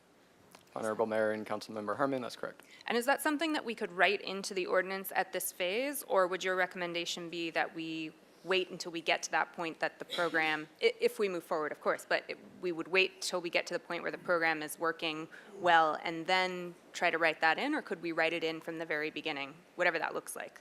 Honorable Mayor and Councilmember Harmon, I would recommend that you provide that as direction for the Finance Committee to consider, and we can work through those specifics in that process. Awesome, thank you very much. And then my final question, and it's a bit complicated, so stick with me here. It has to do with this distinction between the hotel zone and the residential zone uses. And I guess my first sort of fundamental question, I know the answer to this, but I want to remind everyone, there is housing and there are neighborhoods in the hotel zone, correct? Honorable Mayor and Councilmember Harmon, yes, absolutely.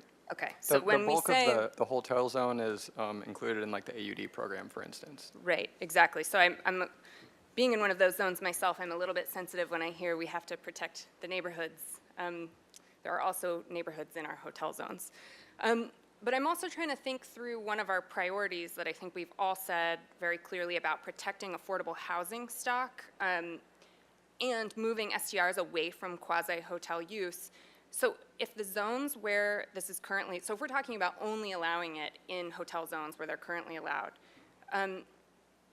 that's concentrated in the downtown core in areas that we say over and over again where we want to prioritize rental housing, where we want to prioritize affordable housing, where there's significantly more multifamily housing. So if our purpose in doing this ordinance is to stop the proliferation of STRs so that we can protect our housing stock, our affordable housing stock in particular, wouldn't we be better off flipping the framework and saying it's only allowed in residential zones and not in the hotel zone?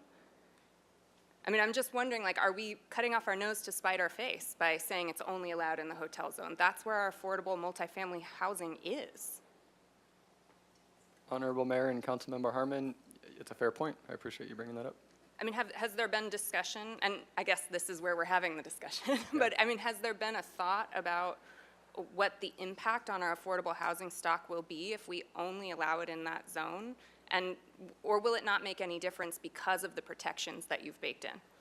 Honorable Mayor and Councilmember Harmon, and I'll tee it off to Mr. Isaacson if he has additional things to add. I would say, you know, that was one of the reasons why we included the component of, like, you can't do it if it's deed restricted affordable housing and all of those other provisions. But you do bring up a good point in that those would only protect those which already exist today as deed restricted affordable housing. So there is an opportunity cost when development isn't done as capital A affordable housing. So yes, it's a fair point.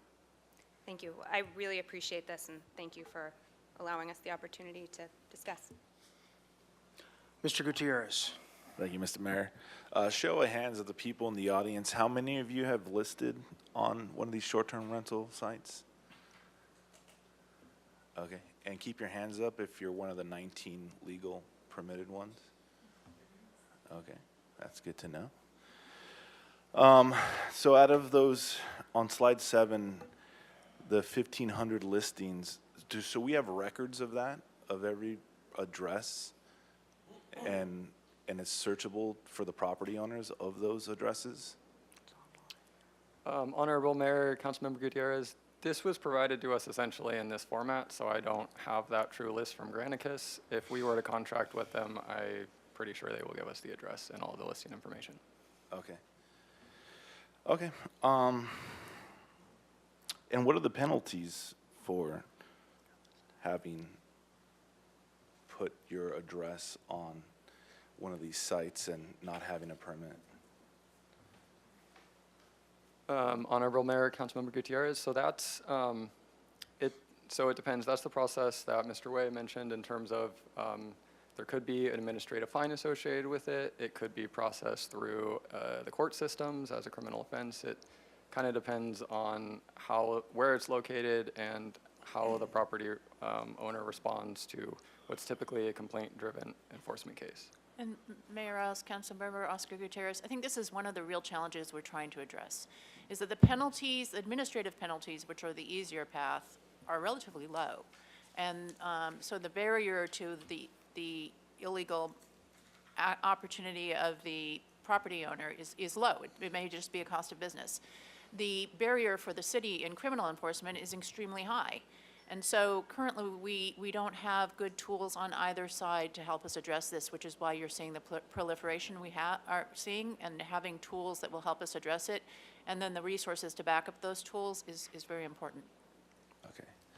And just let the record show that about 8 out of the 20 people in the audience held their hand up for the legal permitted STRs. Thank you. All right, then, I got a couple of quick questions. Seems like we've got both sides sufficiently irritated, so we must be doing something right here. In terms of, this is, what would be really nice to do is kind of eliminate the confusion that's always surrounded this thing for the last 20 years or so. And this is from Ms. Ostringer regarding the coastal zone. As I recall precisely, it wasn't so much whether or not our code was in violation, it was actually the proactive enforcement or the special fund that we approved to proactively enforce STRs rather than whether or not the code was in violation. Am I correct about that? Mayor Rouse, the appellate court looked at the fact that we had been collecting TOTs in the past in the coastal zone. However, and that we had generally been allowing them with minor enforcement. And then they decided that because then we just decided to actively enforce and ban it, that was a development because it was a change in the intensity of a use. There's a similar case. But the in fact Oxnard where- remained that our code was still enforced, and if somebody complained, we could enforce on a complaint. Was that correct? That's correct. We enforce on a nuisance. The only reason I'm bringing that up is because so many aspects of this entire subject have been so confusing to so many people. I can tell by the letters we've got in based on the CAR and everything else, and it's going to be great if we can find some clarity somewhere in this process. And right now, I'm particularly unclear. Regarding enforcement going forward, and I know that Ms. Bjork and I have talked about this, using maybe even independent contractor to do this, because there are those people that do this kind of thing. Would that be something that's done online, or is there a physical presence? Does it take both? How do we do that? Mayor Rouse, thank you. We've shown some example slides from information we've received from Granicus Host Compliance. They're one of the larger vendors in this space. They can provide you the information. There's still, and maybe Mr. Way is the right person to elaborate on this, but there's still a fair amount of ground truthing that needs to happen even with that information. And I would say right now our challenge on enforcement is not a lack of awareness. It's more a lack of staffing to follow up and do the either administrative process or the legal court-based process around enforcement. And so those tools will be extremely helpful in rounding out our sort of digital surveillance of operations of short-term rentals in the city, but I don't believe we could rely on a host compliance, for instance, alone to fully address the sort of gap that we're dealing with in terms of number of operators versus our resources available to Well, one of the enforce. reasons I bring that up, even along with the cracky decision, is I think that we have compounded the confusion so much that nobody really knows what the rules are. And I think that's compounded our problem with enforcement, is we have a large body of people that are going, what are the rules? Mr. Way? The programs that they're talking about are really software programs that will help. They can help the code enforcement officer locate the short-term rental, alert them of it, but those companies aren't code enforcement companies. In fact, they just report it. Okay, that's a very good clarification, thank you. With that, we're going to go to public comment. Mayor Rouse, your Councilmember Alejandra Gutierrez has her hand up. Oh, she does, okay. I don't see her anywhere. Do you see her, Madam Clerk? Councilmember Gutierrez, question? Yes, I do. Can everybody hear me? There we go, there we can. Okay. My question is, I know this has been asked in different forms, but I would like just a quick rundown on how enforcement is made on the short-term house rentals that are in violation according to the city. And the reason I'm asking this question is because I've had a couple community members, especially community members that work cleaning homes, that they say that they've been harassed by city staff, which I don't know because I wasn't there when it happened. That city staff has approached them and to ask them who is the owner of the household that they're cleaning, and if they know if it's a short-term rental. So that was really concerning. So I would like some explanation for the public, mainly, on how these enforcements are being made. So, Mr. Way? yes, so my understanding is that once the code compliance gets a complaint, they begin an investigation. Normally what they do is they look online and try to find the online advertisement for the property. On rare occasions, they do go to the property and try to investigate. Sometimes when they're doing a short-term rental investigation, they see the ad. From looking at the pictures, there may be also a concurrent investigation to determine whether or not there's unpermitted work at the property. So, or conversion to more units in the property from the photographs. So they may go out and conduct an investigation concurrently with the short-term rental investigation, with also building code violations. But a lot of the cases that we see, the information's gathered from them being able to find the ads online. Thank you. And my other concern is that I know throughout the presentation, our main goal is to provide sufficient housing stock. Santa Barbara is getting more and more expensive. I have a concern that by not really taking the time and seeing the pros and cons for this ordinance, we definitely need something in place that we are going to lose that community environment that some of these neighborhoods have, because it's already changing. I really want to respect those landlords that are trying to make a little extra money with their property. I think for like noise violations or nuisance, I really would like the city to take a step back and maybe be plan B, but really have that neighborhood and the community try to communicate with them, with each other, instead of bringing, law enforcement or the city. Because let's be realistic, there are rental properties out there, and they're going to continue being out there that are illegal. And those are usually the ones that the people that work here, especially in the restaurants and cleaning business, are the ones that are, and the ones that don't have a social security to provide are the ones that are living in these properties. So I just would like the staff to be a little mindful when it comes to regulating in the neighborhoods with, nuisance or music, if that makes any sense. Can a city staff maybe talk me through their reason behind, getting involved about the nuisance issue? Honorable Mayor and Councilmember Gutierrez, one of the key components of this is to have a so-called nuisance response plan. And what that is, it's a document that sets a series of standards for how, when there's an issue around noise or other types of nuisances around that, what the operator's obligation is for responding to those issues. And as proposed, that component would be issued to the neighbors when the permit's initially issued, so that they have that contact information, they know who to actually call to deal with that. And we've included a stipulation that each of those issues has to be responded to within a 30-minute window. And all of these things are components that would be evaluated as part of that annual permit process to ensure that if there are operators who are not following these things, then it relates to whether they'd be able to renew their permit or not. Perfect. And Thank you Council- so much. And keeping in mind, when we have these meetings, these community meetings or information out to the public, making sure that we give that information in Spanish as well.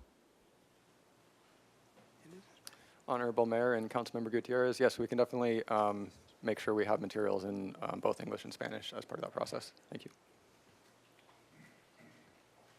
The reason that I bring it up is because a lot can get lost in translation, especially when it comes to these type of city issues and housing.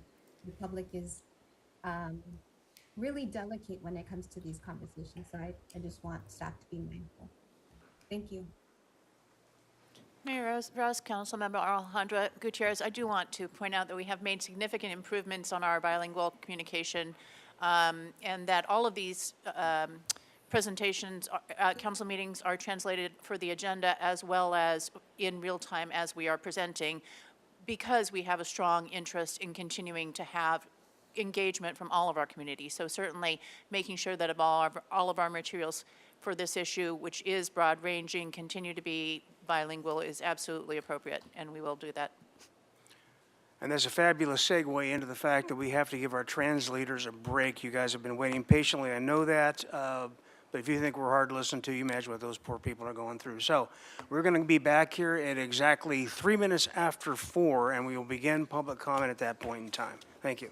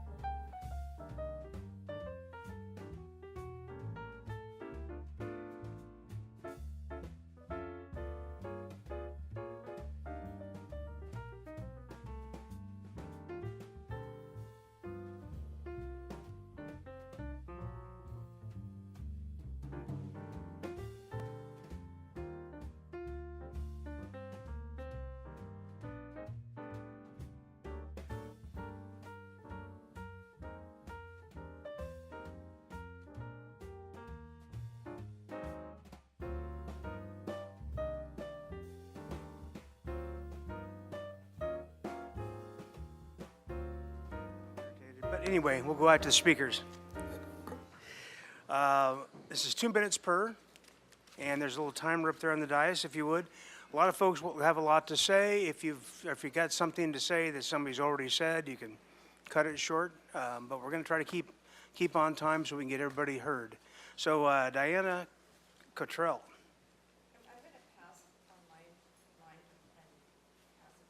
And your name is? And you've got a speaker slip in? Okay, well, you're next up, so you have 3 minutes.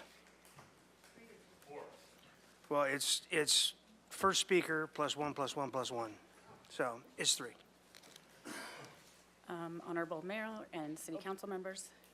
Yeah. My name is Renee Vento. I'm a property owner here in Santa Barbara, and I appreciate where you guys are coming from because I think the first step is to get what you already have in place underway, because there is an opportunity here for the city to collect on TOT and use those funds for a lot of resources that clearly aren't being managed correctly, but that is not my reason for being up here. I think that there are several elements that need to be taken into consideration that haven't been touched on. Both long-term and short-term property owners are using their home for financial gain, so if you're going to tax one, you need to tax the other. I will never long-term my property again here in Santa Barbara because I've recently learned about the restrictions that a homeowner has and how almost impossible it is to evict or get rid of your tenants. And for those of you that aren't aware of what a relocation assistance package is, I encourage you to look into it. So it is I will help and educate property owners about these things because I can guarantee you that if all the property owners here in Santa Barbara knew about the relocation assistance, they would pull their property from being a long-term and switch it to being a short-term. As far as the ownership goes, I don't think it's fair to make it only short-term rentals only available to primary, if it's your primary residence. My line of work, and I have to be in 2 places, so when I'm not in one, I can short-term the other. In addition to that, my homes are owned in the form of an LLC, and I would encourage everybody to look at owning their homes in the form of an LLC for liability maintenance. So whether you're living in it as your primary, renting it long-term or short-term, you should consider owning it in some other form than your personal name. So I don't think that having that requiring a short-term rental permit being only available to the person that owns the house, I think that you're going to get yourself into a sticky situation there.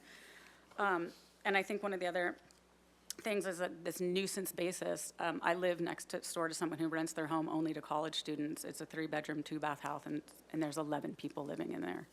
It's constantly noisy, and if you're going to put restrictions on short-term rentals, you need to do it for long-term, and you need to fine them as well.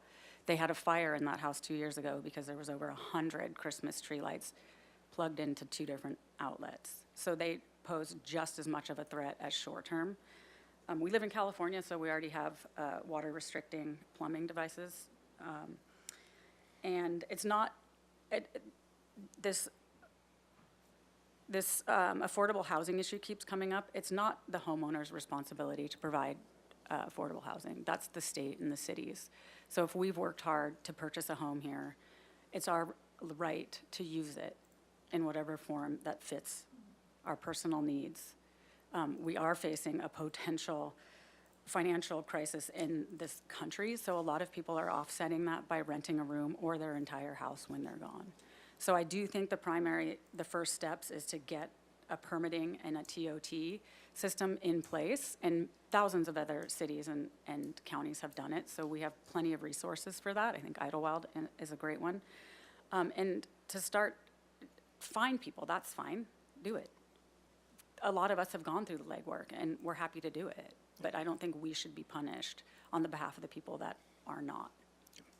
Thank you. Rob Fredericks, to be followed by Mimi Greenberg.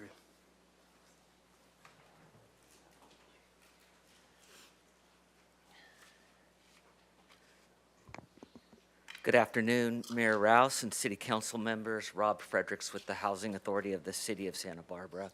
Just want to make a couple of points that I did make in a letter that you should have received.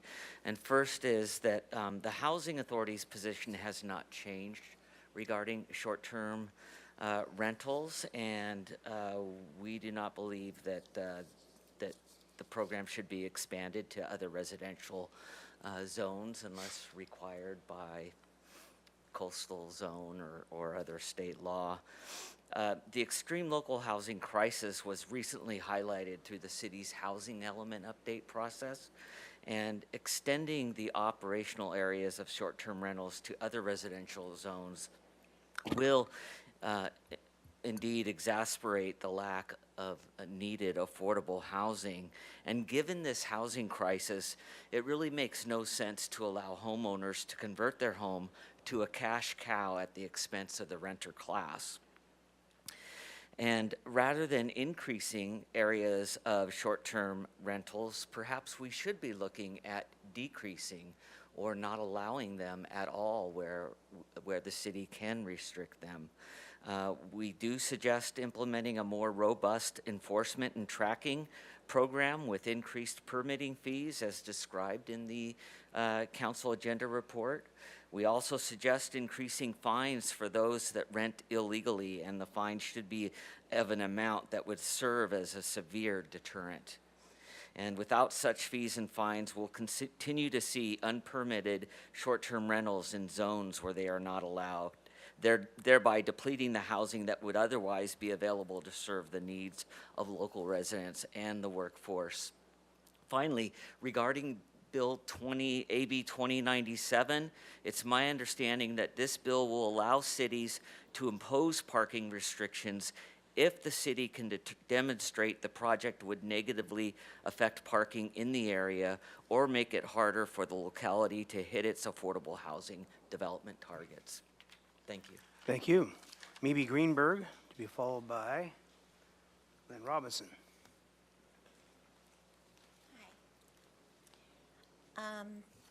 I just wanted to say to Mr. Gutierrez, or Councilman Gutierrez, I guess it is, when you asked for a little survey and a hands held up in regards to who has short-term rentals advertised versus who are one of the 82 unpermitted licensed or unpermitted permits, you know, those people. Okay, well, a lot of those hands might have gone up because, you know, you can advertise on those websites for 30 days or more. So, yes, you know, a lot of people advertise on those websites, but they're minimum stay of 30 days. So your stats might be off a little bit that you took in the room. The other thing I wanted to ask about was the people that are unpermitted, that have licenses that the city's collecting tot tax on, that I think was determined that they are mostly in the coastal zone.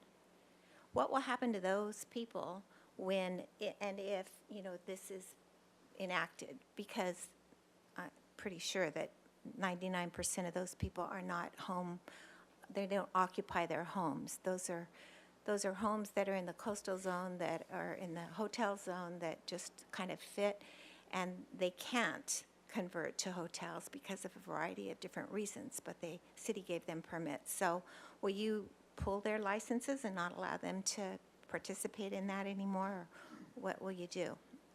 So are you going to have two sets of rules for the coastal zone and above, or what is your plan? Thanks. Thank you. Lynn Robinson, to follow by Stephen Berenger. Honorable Mayor, City Council, thank you for your service. I'm here on behalf of my clients who have and are willing to pay bed tax. Some of them have come down and asked to pay bed tax and were turned away and told to hold on to that bed tax. They didn't have any way of collecting it. So that's what some of my clients have done. Other clients have decided just to go to the 30 days. I have other clients who've tried to get a permit and were told, well, you can pay the fee and you can submit, but we will deny you. That was the owner of the Arlington Apartments. So I'm super happy that there is a proposal on the table for a rule book. We just want a rule book. Tell me what to do and we will do it. We will follow everything to the letter of the law. We want to be good citizens. We agree with you that there is a housing issue here. My clients are all remote, so their houses will never become opportunities for rentals. They use it anywhere from 4 to 8 months for the year. And when they're not using it, there's opportunity for transient occupancy tax for the city. There's opportunity for tons of social media advertising that's free to our city. You know how people are on TikTok and you know, all the different social platforms. Yeah, I'm here, I'm there, you know, what a great time I'm having in Santa Barbara. And these renters are showing up with maybe one car. They're not showing up with 4 or 5 cars that some of the other renters have, and they've got a 4-bedroom house with 4 cars.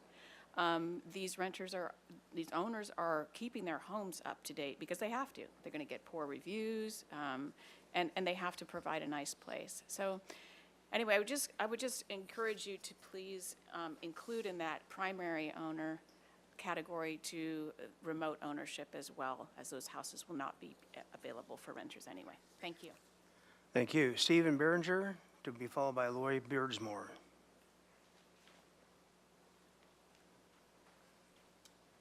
Thank you, Mayor Rouse and City Council members. Thank you for the time. I agree with the permitting framework goals and just wanted to invite the council to consider adding affordability to the recommended program goals. I fear that we've traded affordability outcomes for the simplicity and suggesting a one-size-fits-all program. I would ask the council to consider defining a second set of operational standards for partial rentals, the homestay or home sharing, versus renting outright. And I'll explain myself here. I think it's insufficient to simply say it's too hard to enforce when it's shown as best practice in other legislation in other locations. The difference between a homestay and a commercial vacation rental is very different. To refer to the statistics, I'm referring to that 11% in the second chart that was shown earlier. It's a smaller portion, but it's perhaps a set of residents in our community who would be deeply impacted if they were to be affected by these rules. Thoughtfully drafting less restrictive requirements for residents who co-live on the property with their guests actually broadens the cohort of Santa Barbara residents who will be able to meet their mortgage taxes and make ongoing improvements to their property and their neighborhoods. Limitations on number of days, length of stay, and all of these other requirements runs counter to providing more consistent income and accessible housing to live in residence in a troubling and increasingly difficult time. Similarly, the requirement to rent out to one group at a time, this is a nuanced point, but the point of the requirement to rent out to one group at a time is redundant with the limit on just occupancy based on bedroom counts. It makes no sense. If someone rented 2 bedrooms to 2 couples in one group, it is no different from renting 2 bedrooms to 2 couples in 2 groups. So I just recommend you strike that one. It seems redundant. Need you to wrap up, please. Yeah, in summary, I just ask that the council consider when Santa Barbara residents act in good faith and live on site at the time of stay that we allow them to access the financial potential of their asset. Thank you. Thank you. Lloyd Beardsmore, to be followed by Ray Marco. Mayor Rouse and council members, thank you for allowing me to speak. I think you're all starting to get ahead of your skis on this.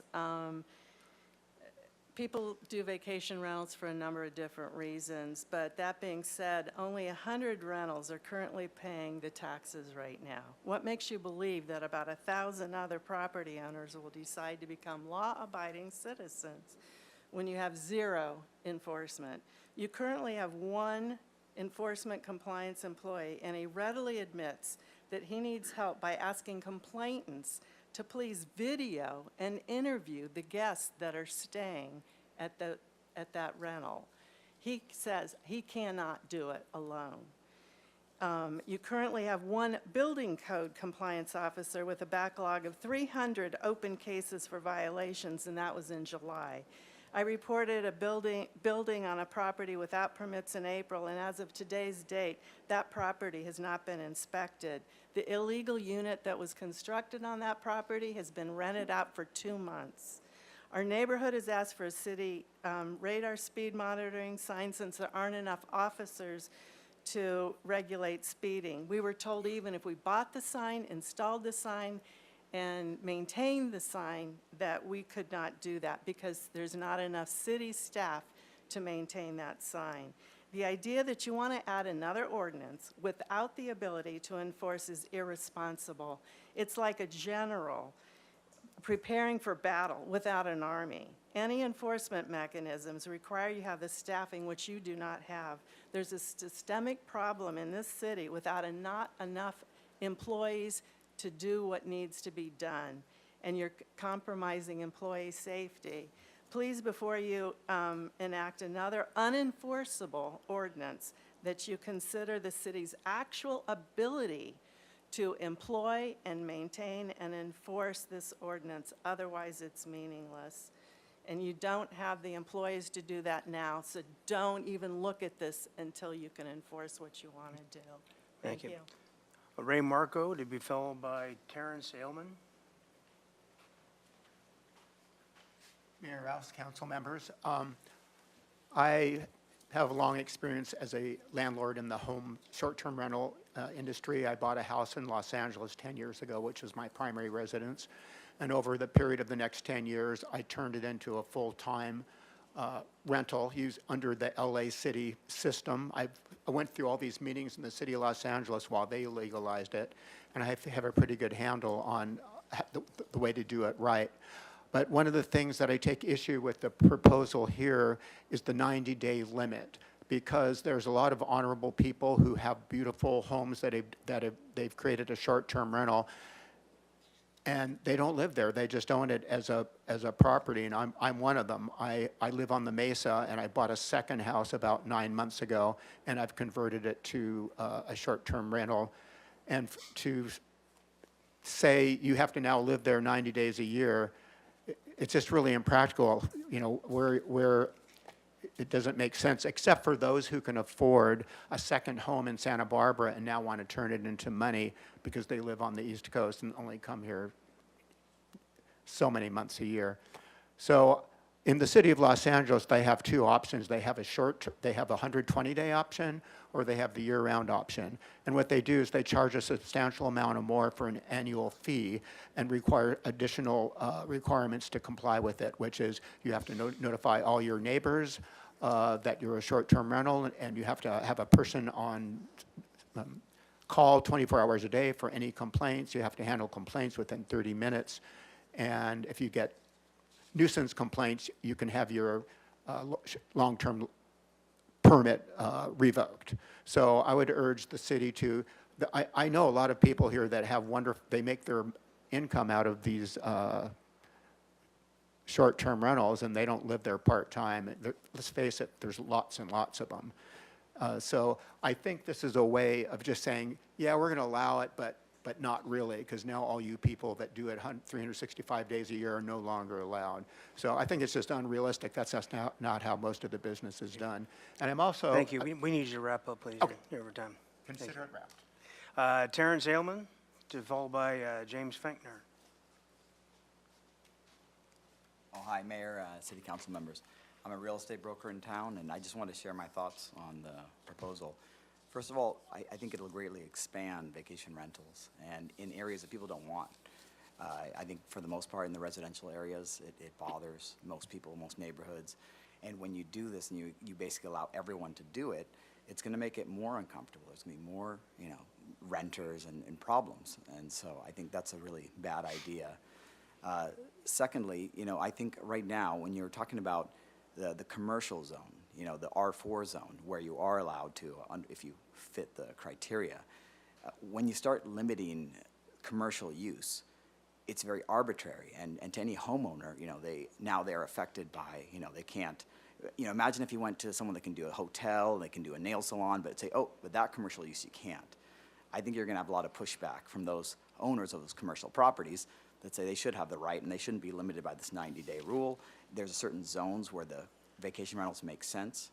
In the commercial zones, in the R4, there's obviously a housing crisis, everybody gets that. But there needs to be smarter ways to get this contained and not have it spread to other areas. And I think that there's a better proposal. It should be thought through more. And specifically, again, when you start limiting commercial, then you affect the property value. That's how property taxes are collected. That's how a lot of the city budget comes from. And you want to protect the property rights of those certain properties. So, Thank you. James Finkner to be followed by Sandy Campbell.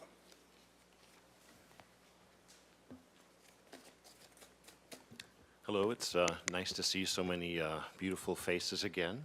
I haven't spoken in front of City Council until pre-COVID. It was March of 2020, where unfortunately, perhaps through Ariel Cologne's pushing, there was a unanimous decision to ban short-term rentals in the inland area outside the coastal zone. It didn't work out very well. We're here again. It feels like 2015 Groundhog's Day. I do think there's some good ideas. We do need, any business person wants to have some rules. I think there's been discussions about making them clear. There's some good ideas that were included, but there's also some ideas which are going to most likely result in more litigation if they're followed. And so what I would do is suggest a litmus test. If you're interested in improving the community and strengthening responsible vacation rental owners, I'm all on board. That's great. I'm one of those 19 idiots that has the license and pays the TOT and pays the Visit Santa Barbara fee. But if you look at some of these other areas, why are we going all of a sudden into all residential zones? I mean, it seems crazy. No other business is allowed in there. I think there's going to be a question in terms of the 90-night limit. That's going to get pretty close to a takings right there. And I think if we kind of step back and say, well, how many vacation rentals should there be in Santa Barbara? Why don't we include an auction? Google AdWords does it, an auction for 300, 500, 700, whatever the right number is, and begin that way. That was something I think that was not included in that, but I think I'm out of time. Thank you. Sandy Campbell, to be followed by Samantha Ireland.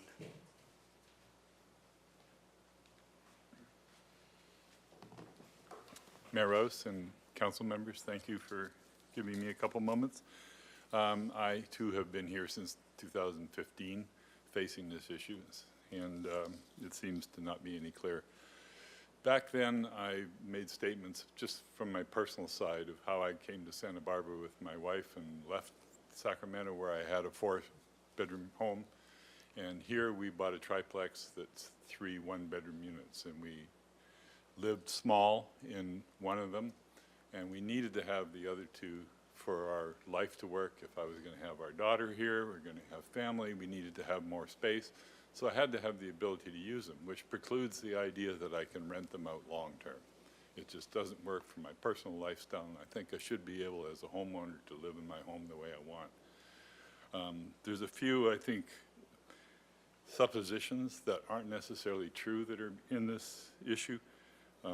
You talk about looking for affordable housing. I think in a lot of cases down in the coastal zone, even if you did convert to long-term, it's not affordable housing, I doubt.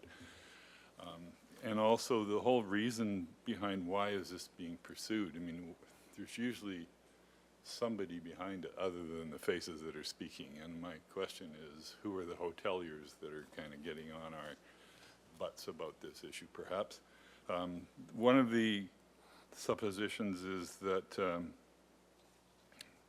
well, actually I was going to say, there are people who want to come to our city and enjoy it who do not want to sit in a hotel room. They've got 2 kids, they've got their family, whatever. They need an alternative to a hotel accommodation. And if they're going to come for longer, that even amplifies that need. So if they come for a week or a week and a half, to have a 1-bedroom, 2-bedroom unit that they, or a couple of them, that they can use and cook in and enjoy and have their own enjoyable vacation. I mean, I'd pose to you, I would imagine, this is a real question, how many of you have been to an Airbnb or a VRBO somewhere when you've gone vacationing? You realize what they do. So let's not get over-aggressive and stomp this down fully. I think that there's a couple other fallacies. The parking issue is you're barking up a really strange tree there, because take my triplex. If I'm living in the front and I have 2 units that I'm renting out, the chances are with a rental, short-term rental, there's going to be 1 car at most for each of those units. Some people come by Amtrak to West Beach, some people come by bus. Probably 20% of my people don't have any vehicle at all. So the on-street, that's just a red herring in this whole issue. I need you to wrap up, please. So anyway, I would encourage you to try to be representative of all people, and that includes us, the short-term home people. Thank you. Thank you. Samantha Ireland will be followed by Andrew Lecter. Thank you, Mayor Rouse and council members. My name is Samantha Ireland, and if I look familiar, it's because I've been up here a lot, not to necessarily you all, but I own and operate Vacation Rentals of Santa Barbara, and I have for 18 years. I represent over 55 owners, and the majority of those are second homeowners. They do not live in their homes. This would exclude them from being able to rent out short-term when they're not here. If your primary goals are to increase affordable workforce housing and regulate and collect on people that are already renting out, this will not work for any of my rentals. Not one of my over 55 properties will convert to a long-term rental. They bought it so they can enjoy Santa Barbara. When they're not here, Santa Barbara gets to be home to tourists, which the council has said they want. They want the income. You want the business from tourists. Would you rather have it sitting empty, or would you rather have it bringing in legitimate TOT tax that you can use for the city? Would you like to have it employ? I have 16 employees. I have 6 cleaning companies. I have many electricians, plumbers. You're talking about taking away their business. So I just ask you to really think about whether you want to include as only primary residences. That seems wrong, and so does the limit of 90 days. I am willing to be on a committee. Talk to us. 18 years experience right here, and many others. We're happy to partner with you. And that's for the city as well. Thank you. Thank you. Andrew Lecter, be followed by Zachary Patterson. Good afternoon. I'm here thanks to short-term rentals. I came here as a tourist 2 years ago for 2 weeks with a friend on vacation and understandably fell in love with Santa Barbara, as has every friend who's come here in the last 2 years to visit on my recommendation. It's pretty easy to do. I now own a home, so I'm not a tourist anymore. I pay property taxes, and I'd like to think I'm a productive and contributing member of the city. And again, I wouldn't be here if any of these restrictions were in place. I agree with one of the earlier speakers. It is not a homeowner's responsibility to make housing affordable or available. That is the responsibility of government. I think we're forgetting that that we're talking about privately owned property, not publicly owned property. This is a taking. The properties, and of course, reasonable nuisance and parking laws should be enforced. But does anyone really care, and is it really a difference if a short-term renter is a bad neighbor or an owner is that bad neighbor, somebody who's making noise and parking where they shouldn't? Let's not make visitors to our city the boogeyman and the criminals. What if an owner has trouble renting their long-term property, what's intended to be a long-term property, on a long-term basis? Are you going to abate the property taxes for that period of time? You're going to call the mortgage company, ask them to abate the mortgage payments? No. Expenses continue. Hotel costs are already very high in this city, and many people who come here can't afford or don't want to stay in a hotel long-term. So why should the city sacrifice that tourist revenue when we know that hotel rates will soar if any of these restrictions are put in place? People who own homes in the coastal zone did so based on a set of rules, just as those who bought homes outside the coastal zone did so on a set of rules. Every business needs predictability. Need you to wrap up, please. Okay. there are a lot of laws on the books, and as Councilwoman Sneddon said earlier, let's enforce the rules that are on the books before creating more bureaucracy, more layers of government, and impacting tourism. Thank you. Thank you. Zachary Patterson, to be followed by Steve Fort. Thank you, Mayor and council members, for your time and consideration. I'm speaking here on behalf of my property owners and for my company and myself. I wouldn't be here, actually, if these places weren't operating, and I am also one of those people that manages them, that pay their TOT taxes. But this provides a vital asset to my livelihood, giving me a job, but also the city. You see, these short-term rentals provide a flexible time for people that are in tough situations. It wasn't only a year ago that the university over at UCSB here had a terrible housing crisis, and I know many of those students relied on those Airbnbs to find the time to get a long-term rental. Furthermore, I think a lot of people think of these short-term rentals as nuisances, and in my 6+ months of working as property manager, I have never once been called out to disrupt or interrupt a property or business or party, whatever what was going on. So I think we need to kind of readdress the fact that short-term rentals are not a negative. They're not hurting housing in any sense. They're providing the city and everyone some flexibility in a time that is utterly unpredictable. Thank you. Thank you. Steve Fort. Thank you for squeezing me in. Steve Fort, my wife and I own a house at 816 Grove Lane, and we are 100% against short-term rentals in single-family neighborhoods. There is no compelling reason to allow them in single-family neighborhoods. And I have a few questions. Why are we proposing to reward illegal behavior? Why was there apparently no outreach prior to surprising your constituents 5 days before consideration of this monumental shift in policy? Do you believe that sacrificing the integrities of neighborhoods is a worthwhile economic vitality strategy? Do you believe this is consistent with the general plan? According to Attachment 2, it isn't. Do you really think this won't exacerbate the housing problems when realtors will market their properties as income generating? This is going to be a gold rush for flippers. Look at the data. Units are coming off the market. I get calls from people looking into how they can do it. I have over the years. Do you realize 90 nights per year is effectively every weekend, all weekend, and a maximum of 10 people could result in 900 people annually rolling through a property? Do you actually believe owners will be present when they rent their properties? Do you believe handing neighbors a phone number is adequate mitigation for the impacts that are shifted onto those neighbors? Telling us there's a code of conduct or whatever is an insult to our intelligence.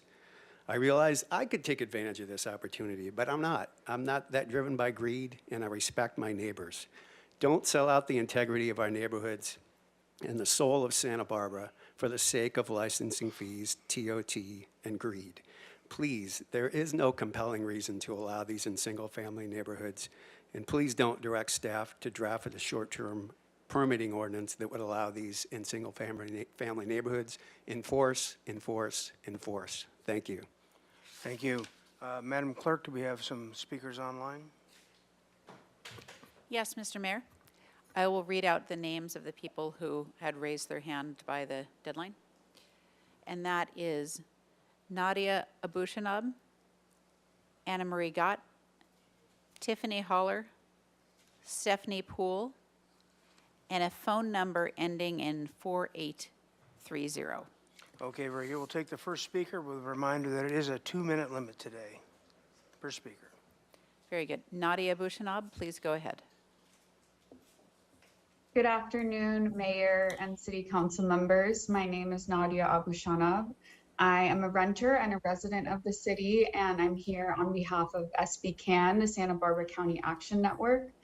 We appreciate you and your staff taking this step towards creating a comprehensive short-term rental ordinance, and we believe it will cause a significant improvement in the rental housing market in the city. We're supportive of the components, especially the requirement that the units be owner occupied and be limited to 90 days out of the year.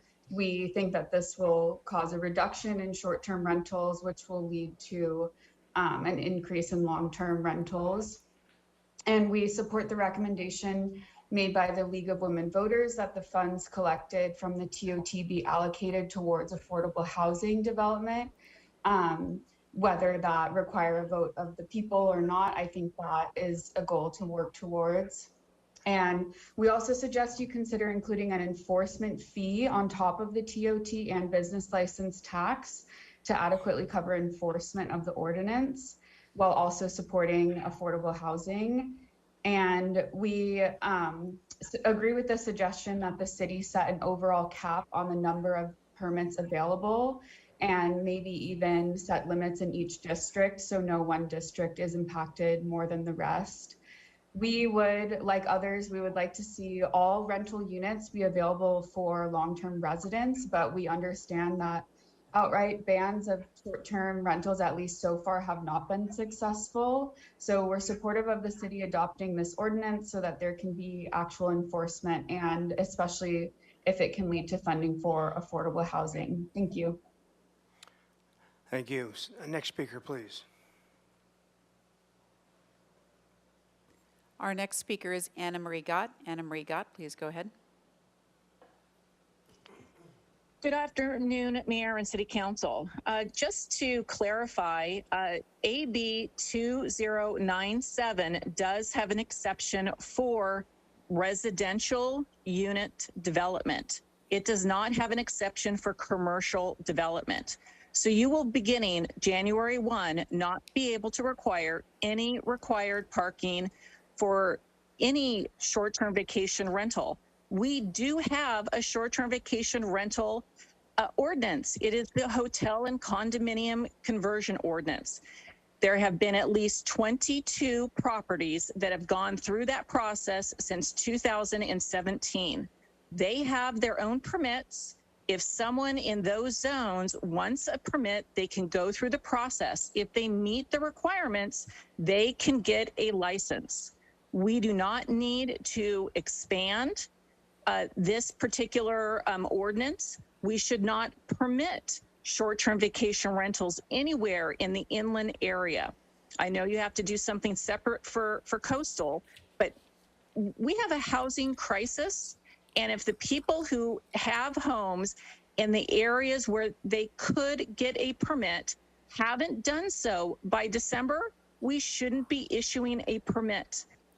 We should also really look at changing the way we enforce, not only with the fines, but, you know, let's come up with some creative ideas. You can control the water that goes onto a property. If you decide to make a decision and reduce the flow or eliminate the flow of water onto a property because someone has an illegal short-term vacation rental and you want to enforce on it, you can make that decision and we can have someone turn off the water to that property. Do you actually think they're going to be able to use that house as a short-term vacation rental after there's no water? We They need you to won't. wrap up, So they please. will have to come into compliance. So you've got my letters that I sent over the weekend. I really urge you to revise the hotel and conversion ordinance Thank to you. make We do, sure Ms. that we Scott. We can got- require parking and eliminate the total number of You're out of time. Thank you. units that can be converted annual, because right now it's unlimited. Thank you. Next speaker, please. Our next speaker is Tiffany Holler. Tiffany Holler, please go ahead. Thank you, Mayor and City Council. My name is Tiffany Haller. I have a property management company here in Santa Barbara. A few housekeeping items I thought I would bring up is the TOT has been the same rate for vacation rentals as hotels, so that should be updated. There's a lot of discussion today by city staff about the short-term rental permit process. However, none exists. The only path to a permit is for R4 properties by way of a commercial hotel conversion. Currently, if you go down to the city zoning counter, they will not even give you an application. So there is no process to get a legal permit. That's called a hotel conversion. There is no short-term rental conversion process. This has been a ban for 7 years, and Mayor Rouse and Councilmember Jordan know the situation with R4 properties very well. There is no land use permit process to have a short-term rental in Title 28 of the coastal zone. The California Coastal Commission will never approve an LCP update with short-term rentals deemed as a commercial use or a hotel conversion.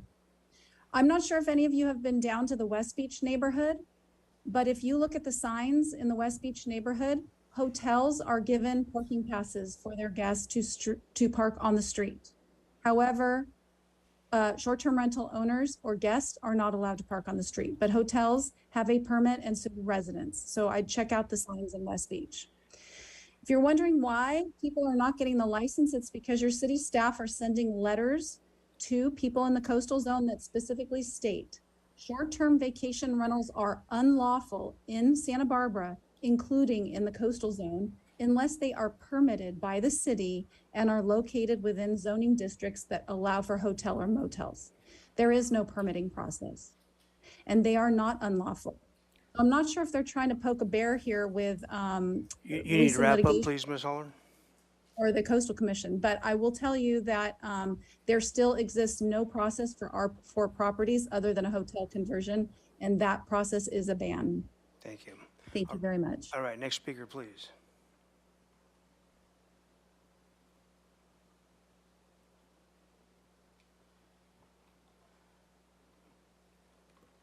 Our next speaker is Stephanie Poole, and after Stephanie Poole, the final speaker will be the person with the phone number ending in 4830. For the phone caller, just a note that when we do get to you, you can unmute yourself by pressing *6. So phone caller, *6 to unmute yourself. But first, we have Stephanie Poole. Stephanie Poole, please go ahead. Hi, Mayor Rouse and council members. I agree with many of the short-term rental owners who've spoken today that enforcement is already on the books, and the rules are already on the books that we have now to allow for short-term rentals in coastal zones and in commercial zones. I don't think that there should be term limits in these zones, and I don't think that the primary residence requirement should be enforced in the coastal zone or the commercial zone. That's basically all I have to say. I think that everyone else has covered everything else. Thank you. Thank you. Final speaker, please.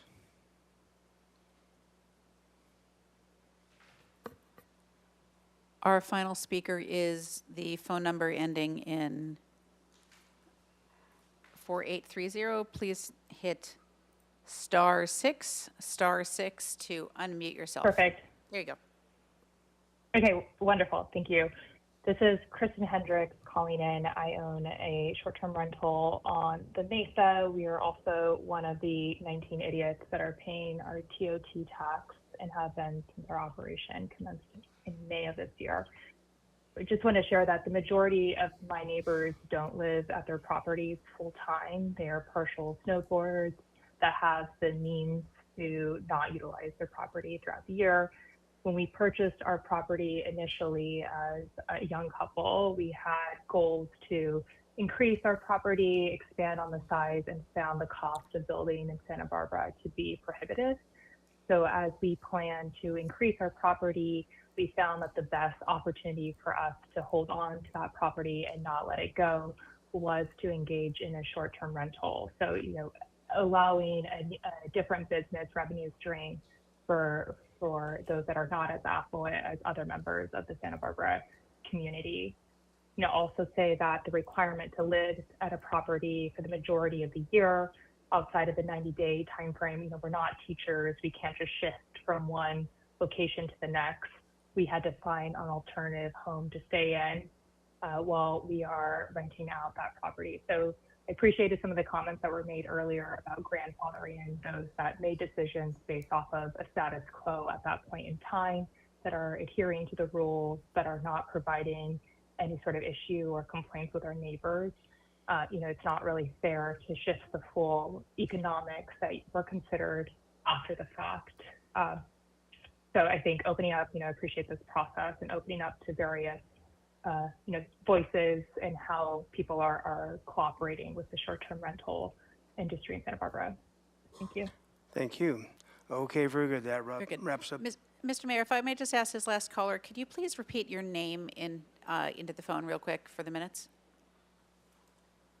Yes, of course. It's Kristen Hendricks, last name Hendrix. Very good. Thank you very much. Okay, thank you. All right, so it comes back to council now. I'm going to remind council that we don't really have action items tonight. These are merely giving guidance to staff. This is the beginning of a conversation. Somebody pointed out that they found out about this 5 days ago, which is exactly true. So it's a big conversation. Mayor Rouse, in your conversation, there is one action item, should you choose to take it, which would be to direct staff to draft an ordinance to take through the planning process. That's as it was agendized.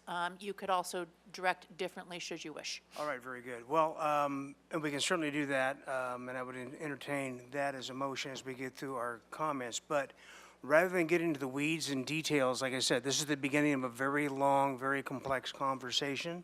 So I'm going to ask the indulgence of my colleagues to give as much direction as you can without getting into the dotting the i's and crossing the t's, because that is just not happening here tonight.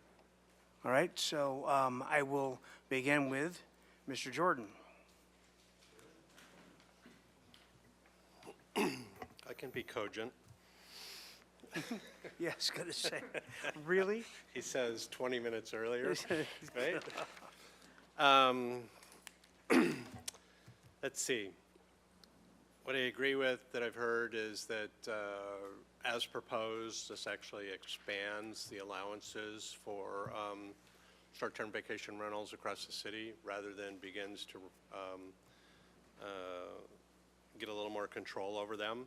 Actually, Mr. Jordan, let me interrupt you 1 minute. So if we could, if you guys don't mind, be good if we can kind of follow what staff has teed up for us, because that's what they're really asking for directions on. Sure. Because we're going to have lots of bite at this apple, so Sure. thank you.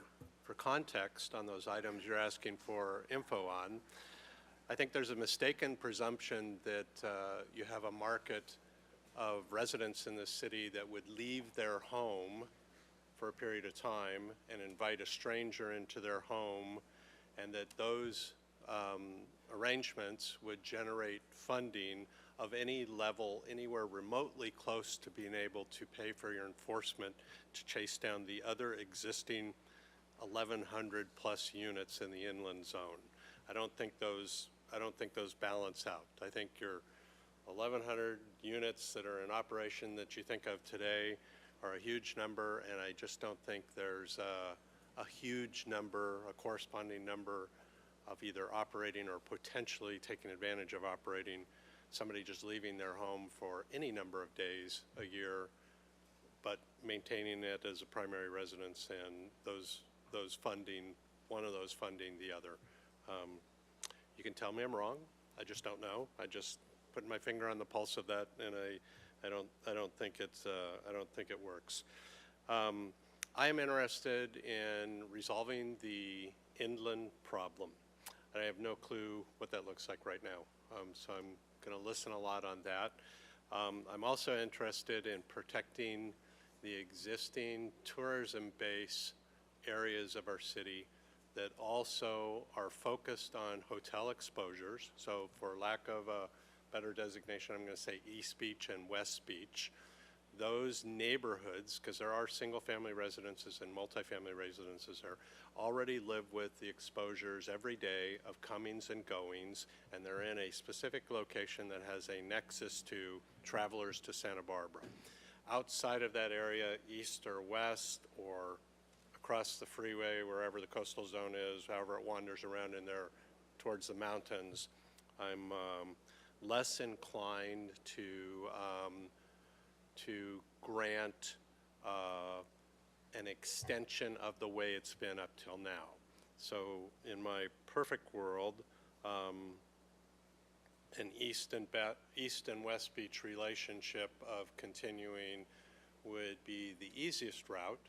And then if we wanted to do something left and right into the single-family neighborhoods or north into mixed neighborhoods, that would be a much tougher route for whatever that looks like, either specific areas, an application rather than a permit, a light type of conditional use permit, very structured, maybe a cap on numbers of opportunities up there, maybe a cap on the number of years, whatever that may look like. I think those areas are truly the ones that are impacted by the exposure to short-term vacation rental uses.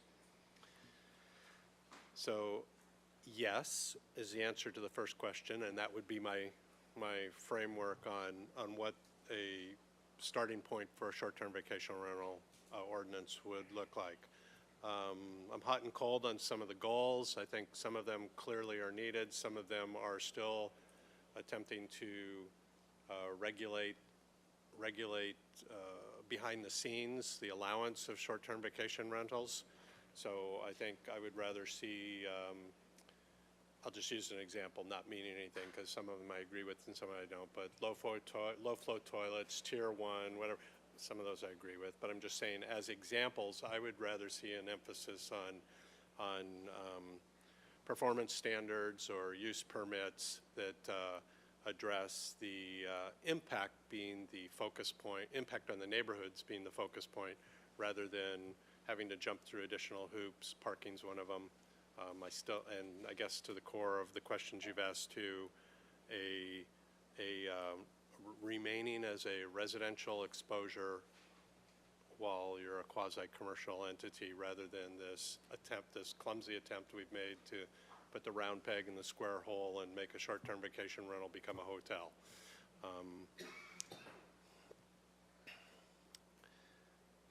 So no on the one citywide program. I think clearly to me there's at least two components to a citywide program, and that would be a select area of the coastal zone and everywhere else. No, not allowed in all residential zones. No way, no how. And again, primary residence, I think that requirement is really just, again, a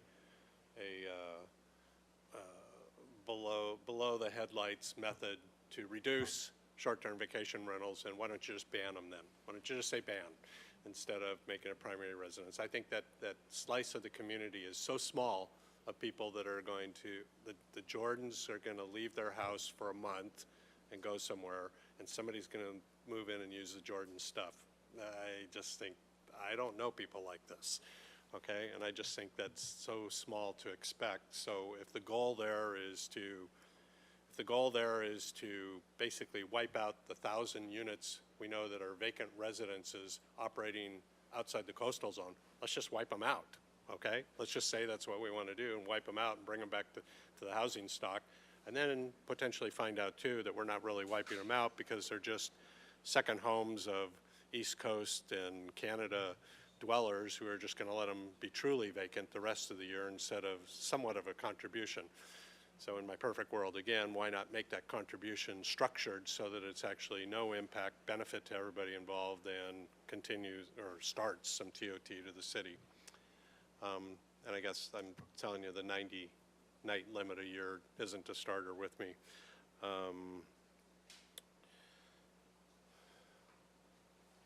Does all that make sense? Does that answer the questions? I mean, I know we've had a brief and talked about this, so I think that is, those are my comments. Thank you, Mr. Mayor. Well, you got me by surprise. It's relatively short. Ms. Sneddon. Thank you, Mayor Rouse.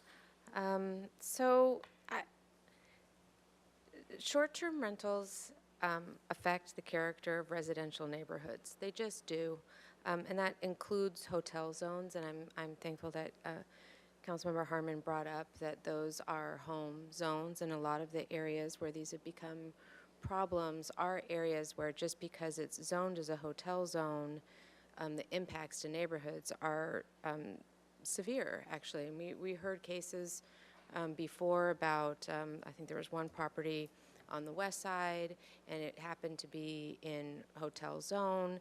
And though I appreciate the idea that there's only one car per unit, and that might be true in smaller units, this one on the west side was reporting, wedding parties or large groups, 10 cars in an already highly parking impacted neighborhood. And then not to mention the other, the sounds and other behaviors, but parking is a big deal. And in hotel zones, as Councilmember Harmon pointed out, just because it's a hotel zone doesn't mean there aren't plenty of homes there.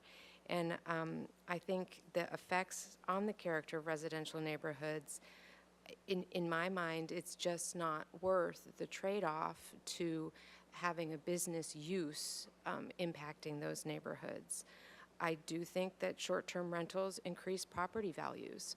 If you can monetize your home, then there is an incentive to do that. And it's hard sometimes to resist that incentive to rent it out more often. And I think that when you do have second homes, and I'll speak to that too, this makes it economically feasible to have a second home in Santa Barbara, which I am not supportive of. A second home could be someone's all the time home. And if someone was living in it as their all the time home, they would be volunteering in the community, sending their children to school, possibly, employing workers as well, or living here in the community. I think one of the worst things to happen to a home is that it's just vacant. And that is for second homes, particularly in areas that are highly impacted, then making it so it's economically feasible to be able to have that be your second home and rent it out isn't something that I particularly want to incentivize. I do think it creates an intensification of use, aside from if it is just a residential use. Again, mentioning the west side, east side that are already so impacted with parking, if you do have more than one vehicle per unit, which I think that's idyllic situation in smaller units, larger houses have larger parties. And when larger parties convene on a house, those are individual cars, different from what we heard about with the individual units, which I understand is different. I wholeheartedly believe that this was taken to the voters like it was in Tahoe, that the voters would say no way to expanding into the residential zones. So I would say we need to decrease the zones where they're allowed, if not ban them entirely where we could outside of the coastal zone. I would increase the fines for illegal use, and we can see when we have over 1,500 that we're not enforcing on or collecting fines on, that's a problem. That's our problem. And this inability that we have to enforce shouldn't mean that we say, well, let's just let them in and collect money for it. I think it should be, well, what are we doing so wrong that we're not able to enforce our own rules? I think it's okay if we have a requirement that someone live on site. If we did go that direction, I think that would be important. I just cannot emphasize enough to not go further into residential zones. Home share might be a possibility. The emphasis right now, I think, needs to be on limiting STRs, on enforcing what's there, and on collecting. Limiting, enforcing, and collecting what's already in place, if not an outright ban, in addition, include as much as we could limitations on fractional ownership. I realize that's not agendized, but the opening came up that needs to be addressed.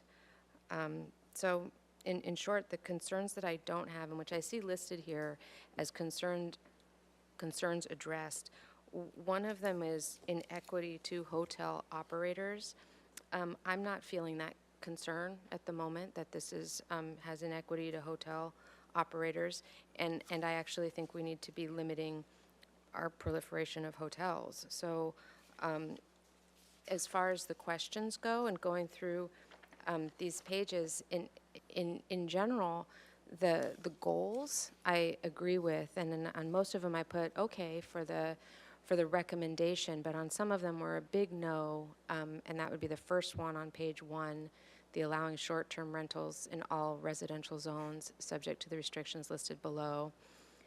And then having the concern addressed being, I don't think it needs to be a concern we need to address of inequity to hotel operators. And then I think we could look at how we could better enforce what we already have in place. Thank you. Thank you. Mr. Friedman. Thank you. Thanks for staff for putting all this together. There's a lot to unpack here, but as was mentioned, there'll be many further conversations, and I think that just sending this off to the Planning Commission to start that process and the staff is the appropriate place to really get into the weeds on this and not do that tonight. So I'll just start off by saying I'm opposed to the expansion of the current the current map. I agree that putting it in residential neighborhoods is problematic, especially when we can't even enforce what we have, and to put it into the neighborhoods. Maybe we could enforce better, but I'm not willing to say a maybe when we would be impacting the rest of the city.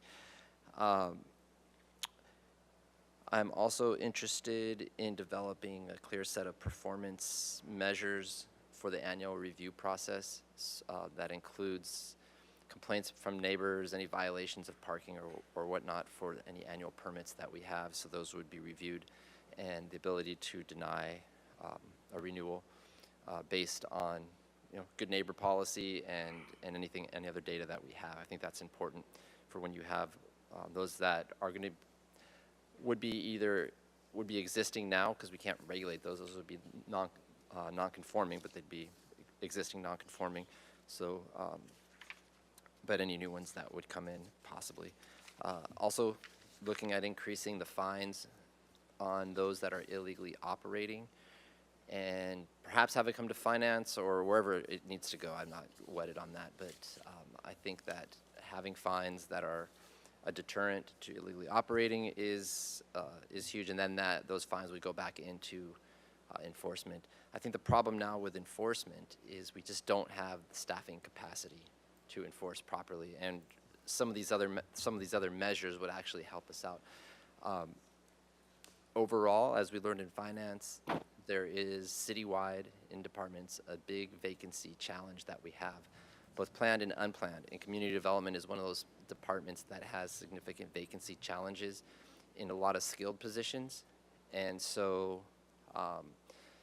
if we were to fill positions on enforcement, that could come at the expense of other community priorities. And that's what we're dealing with the Fiscal Sustainability Initiative, is trying to do that. So we have a lot of competing needs in the community development department, such as we want to build housing, but we need to make that go a more efficient process. So we need more staffing for that as well. The increased fines could hopefully help with that.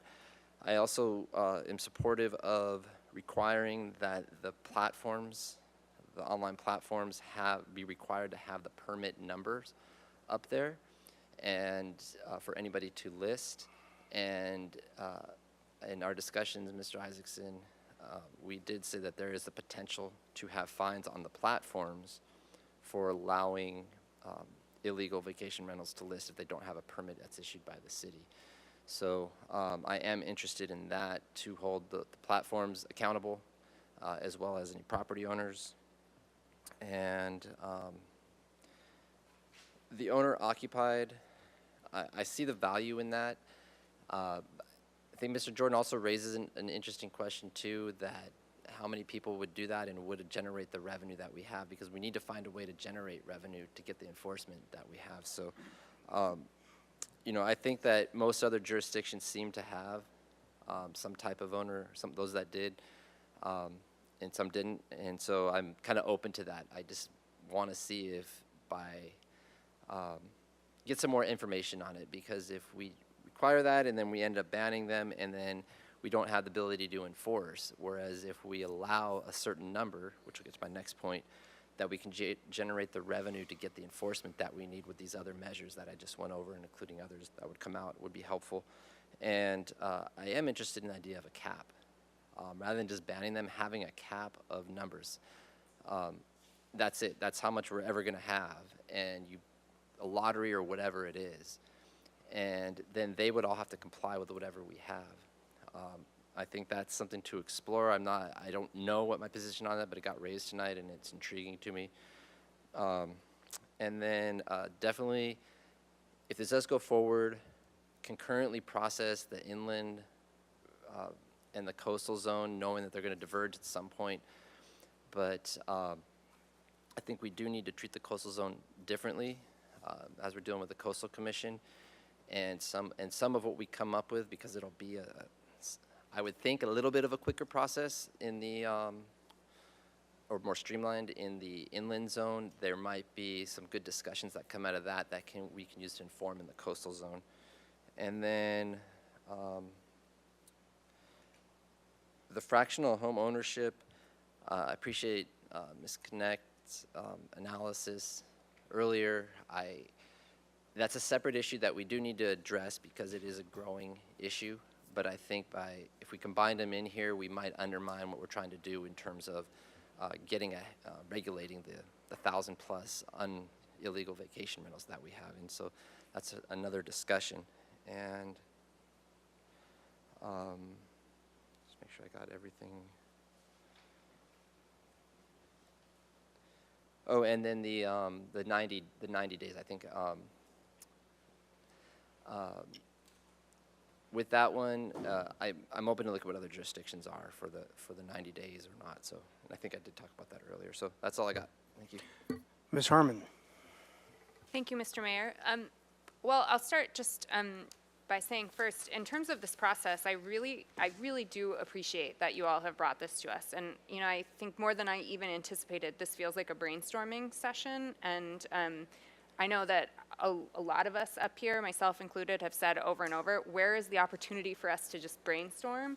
And so, you know, I know we've been a little maybe hard on you in some ways in our questions, but I think the upshot is this is exactly what we've asked for. And so I want to just acknowledge that and really appreciate it. And I hope we can see more opportunity to brainstorm, particularly on these complicated issues.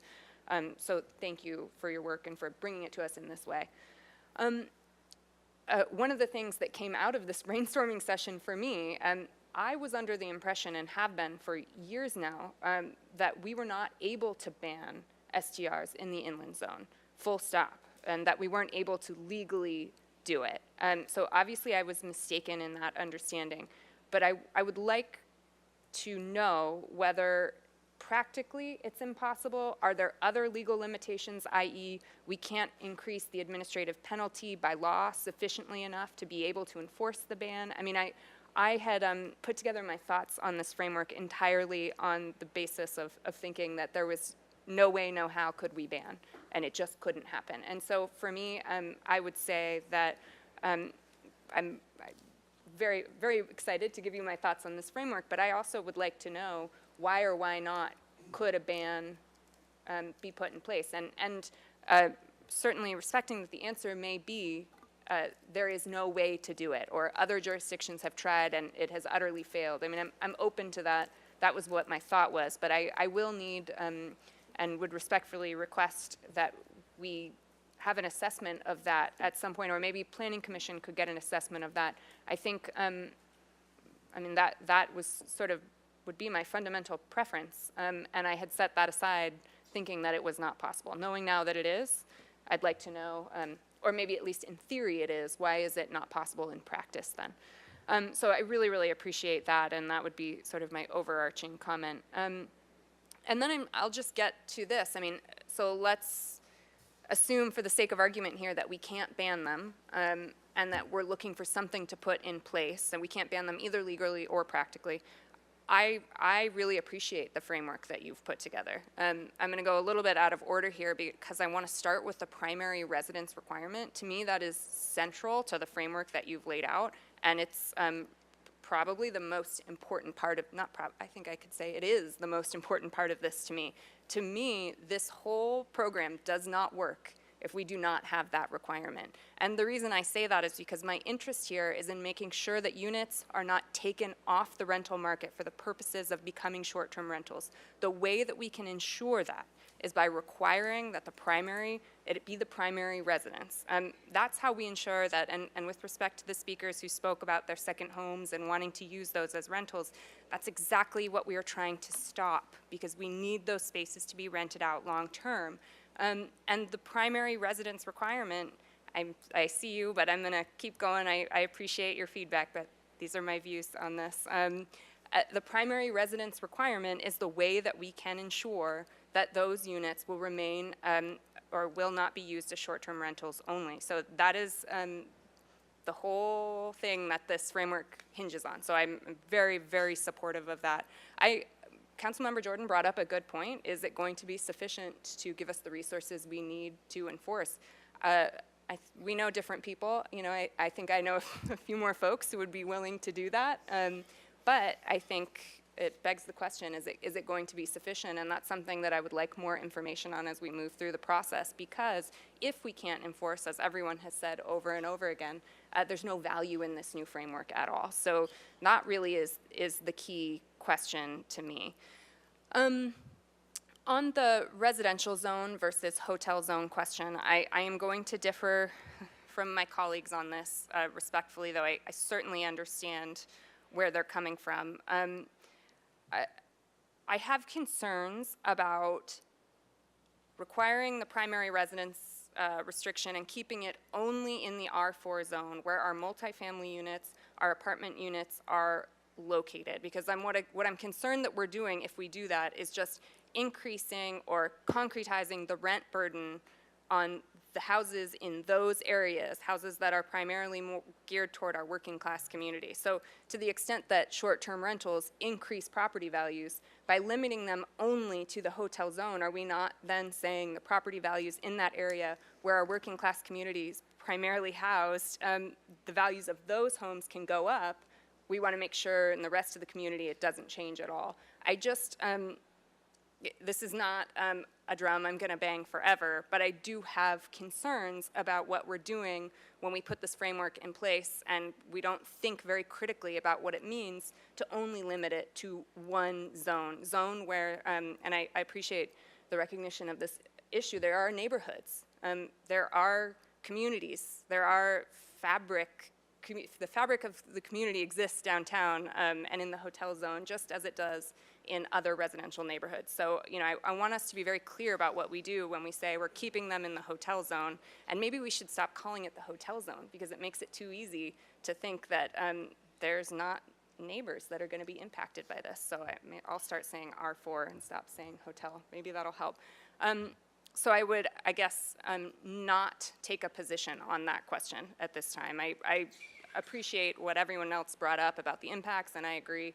But I would like for the Planning Commission to take a hard look at that and really what the knock-on impacts might be of that limitation. Maybe it ends up being the best thing we could possibly do, in which case I'm happy to get behind it. But I want to understand it a little more, and I want to make sure that we're not specifically and particularly overburdening community members who can least afford to continue to bear that burden. And then on the 90-night limit, you know, my inclination is to shorten that.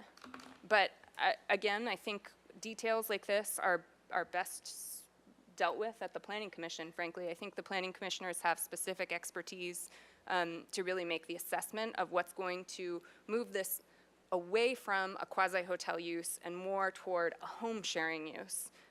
So I would be interested in their feedback. You know, I'm personally inclined toward a shorter limit, but I will respect their expertise, and I think they have the tools to really dig in on that question. A couple of other things, very, very briefly. I would really like, as we move through this process, to think about other creative add-ons to this framework. Again, I really appreciate the primary residence piece. If we move forward, not with a ban, I really want to see that.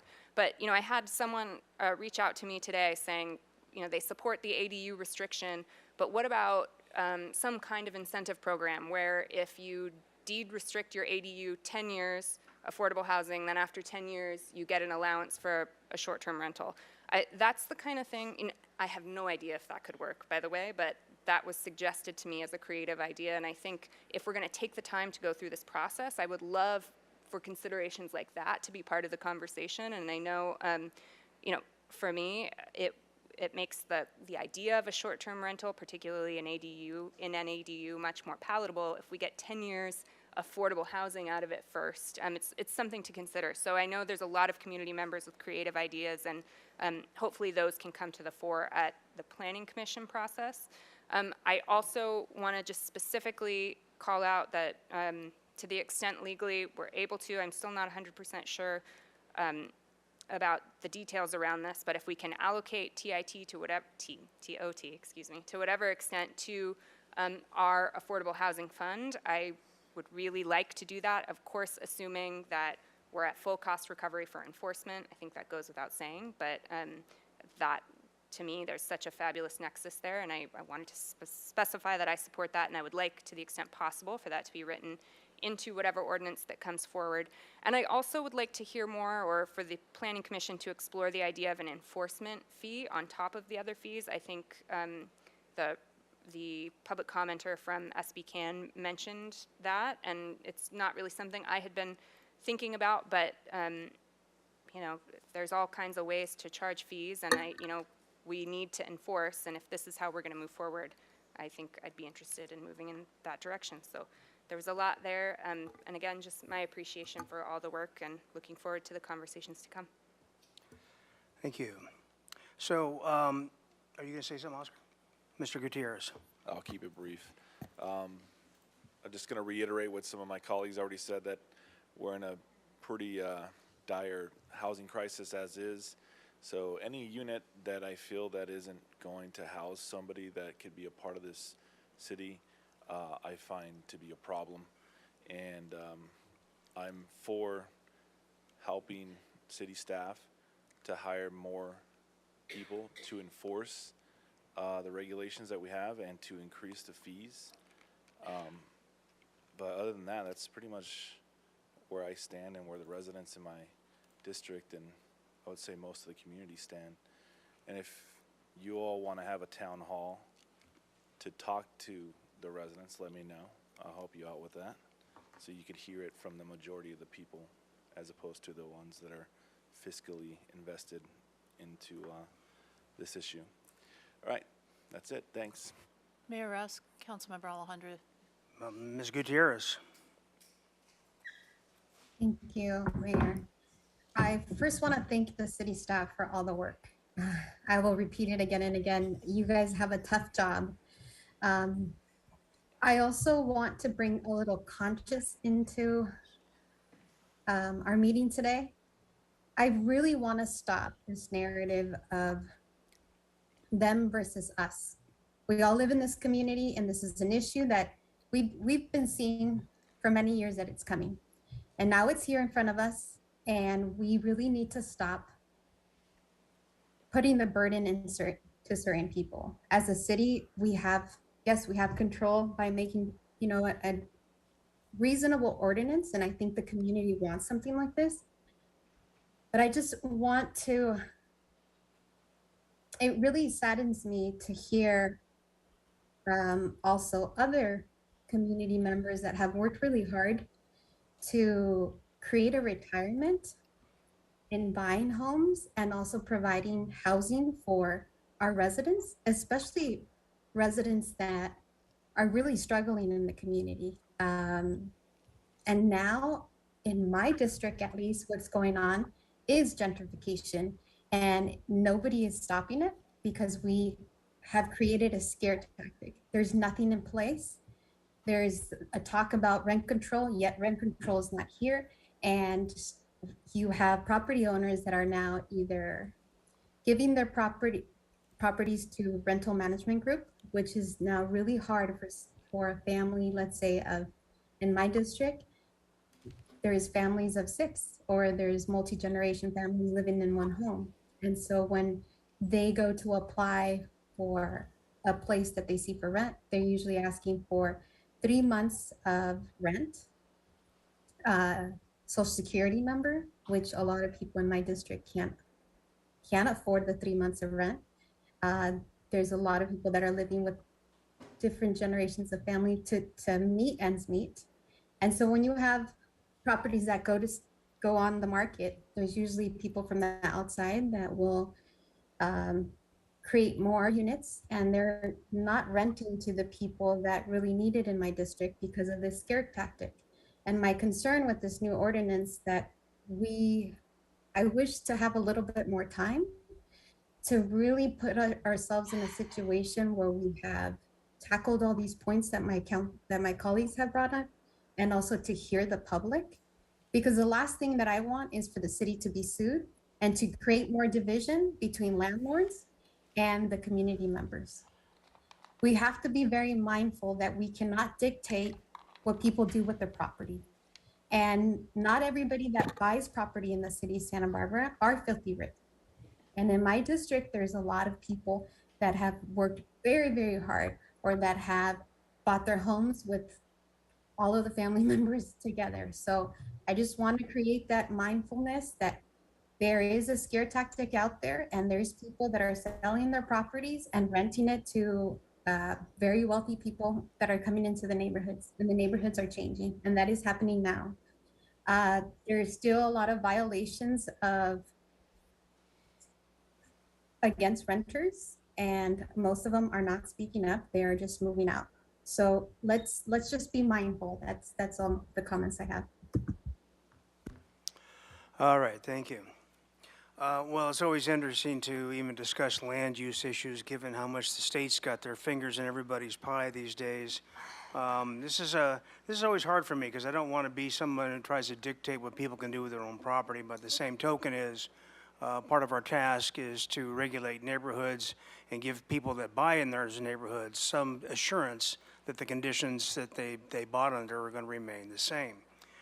All that being said, we've never had a ban. The word ban's been mentioned a few times. We have a very onerous process has been part of what we've done, and we have a certain number of zones that this is allowed in.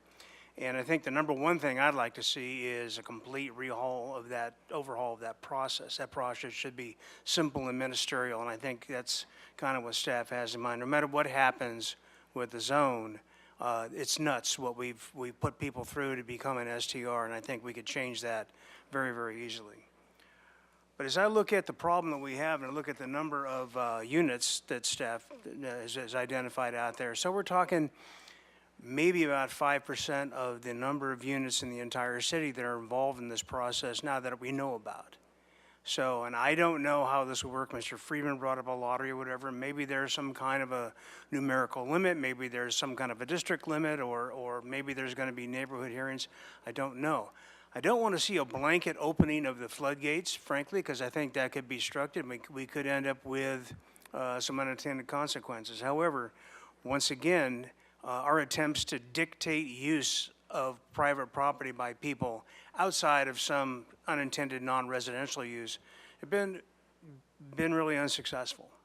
And we caused a lot of confusion ourselves, 20 years ago or so, when we decided we would collect TOT from areas where it wasn't legal, it wasn't codified, and got ourselves in the middle of the mix. So a lot of this confusion is on us, and I use the word us collectively because nobody here was working here when that was going on. But so here we are today.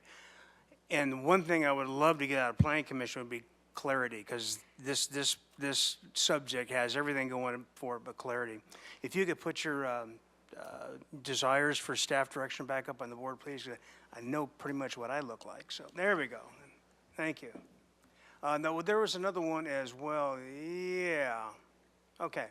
So in terms of drafting an ordinance, clearly there is an STR ordinance in place already, but what I don't want to do is get legal involved until it's time to kick the extra point and spend money in that department. So I'd like to have either something working off of our original draft that we have, or just having Planning Commission give us a series of bullets that is easy for legal to digest, so that we don't spend meeting and meeting, hours and hours, and much of legal time putting something together. But once again, our attempts to socialize housing vis-a-vis either trying to make deed restrictions or zones or inclusionary have also been something that has been highly unsuccessful. The guy in the little gray jacket over there that runs the Housing Authority is the guy that actually produces the real affordable, Class A affordable housing in town. We have a hard time doing it, so what I don't want to do is go down a path thinking we're going to create something that we or not, or prevent something from going away. There are ways to control this. I'm more worried about neighborhood sanctity than I'm worried about what the profile of our different housing stock is going to look like, because it's not our housing stock, it's private housing stock, frankly. In terms of the program goals, yeah, they're all appropriate. I'm just not so sure that the mechanisms to get there always get us there. I mean, all the program goals are, yeah, preserve neighborhood, community, blah, blah, blah. I mean, everything looks great. I'm not so sure that it's the plus minus we're looking for. One ministerial citywide program. Once again, I think if we were to begin by reforming the process in the zones that they're currently allowed, at least for a start, and that can be done at least for a start, and that can be done tomorrow. And then let's Planning Commission chew this over and see what is going to be neighborhood appropriate. Because as one gentleman brought up, everybody heard about this 5 days ago, and certainly the people in the business or in the real estate business had their radar up. But I mean, there's the Upper East and San Roque and Samarkand. I mean, I hear their voices already, and they're cranky. So we have to make sure that we get this as a broad community outreach before we start making moves that are going to change the characters of neighborhoods, the characters of the communities, and we open Pandora's box and we can't put it back together. So in terms of the primary ownership, primary residence thing, I have a quick question. Was it Prop 19 that said you needed to put your property into a trust in order to turn it over to your children? It allowed you to transfer the tax anywhere, but your property tax anywhere, but it wasn't, you had to, if you're going to deed this to your children. Was that how that went, Madam Administrator? You remember that one? Mayor Ross, I'm hoping I remember it correctly. Prop 19 certainly made changes to the way Prop 13 transfers to the next generation. I don't know that it required a trust, but I believe it requires that the inheriting child live in the property as a primary residence. Well, my resident attorney here doesn't seem to know either, so that's not helping. But So it also greatly reduced the limit on that transfer value. right, well, it was the transfer value, but I think there was also something about transferring it to an LLC or some kind of a trust. And my question is, does that play at all into, primary residence, or how that works? And does the LLC then become the owner? Does it have to be an individual? How does that work? Mr. Mayor, I don't recall Prop 19 having any language to that effect, but I think it limited the step-up value that a child could take, so that there was no longer, Right. no longer could the child take the benefit Okay. of that step-up. Well, we don't right? need to really talk about that, but is in fact is something held in something other than a title, and something kind of trust or whatever? Does that muddy the waters at all when it comes to some kind of a? I mean, how does the trust become a person at that point in time? Mayor Ross, I think we'd need to look at that before we answer from the dais. Yeah, just thinking like an attorney, being obnoxious. So that's what I wanted to do. Anyway. In terms of what we're doing, I would love to, like I said, I would love to get something that was digestible, but also something that was clear. And I don't think it's ever been clear in the years that we've dealt with it. And I think a lot of communities suffer with the same thing. And what is it exactly that you expect? When you bought a house on the Riviera, do you expect it to remain owner-occupied single-family residences or whatever? Or does it really make that much of a difference? Is it a game changer? And I don't know those answers. And I'm not prepared to judge those answers, nor the individual use of a property to do so. But what I'd like to do is move forward with this and get it to Planning Commission.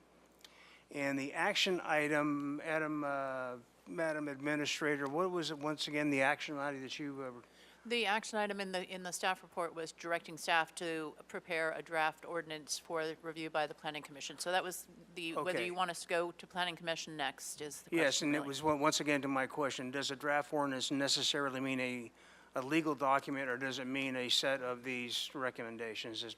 Mr. Isaacson,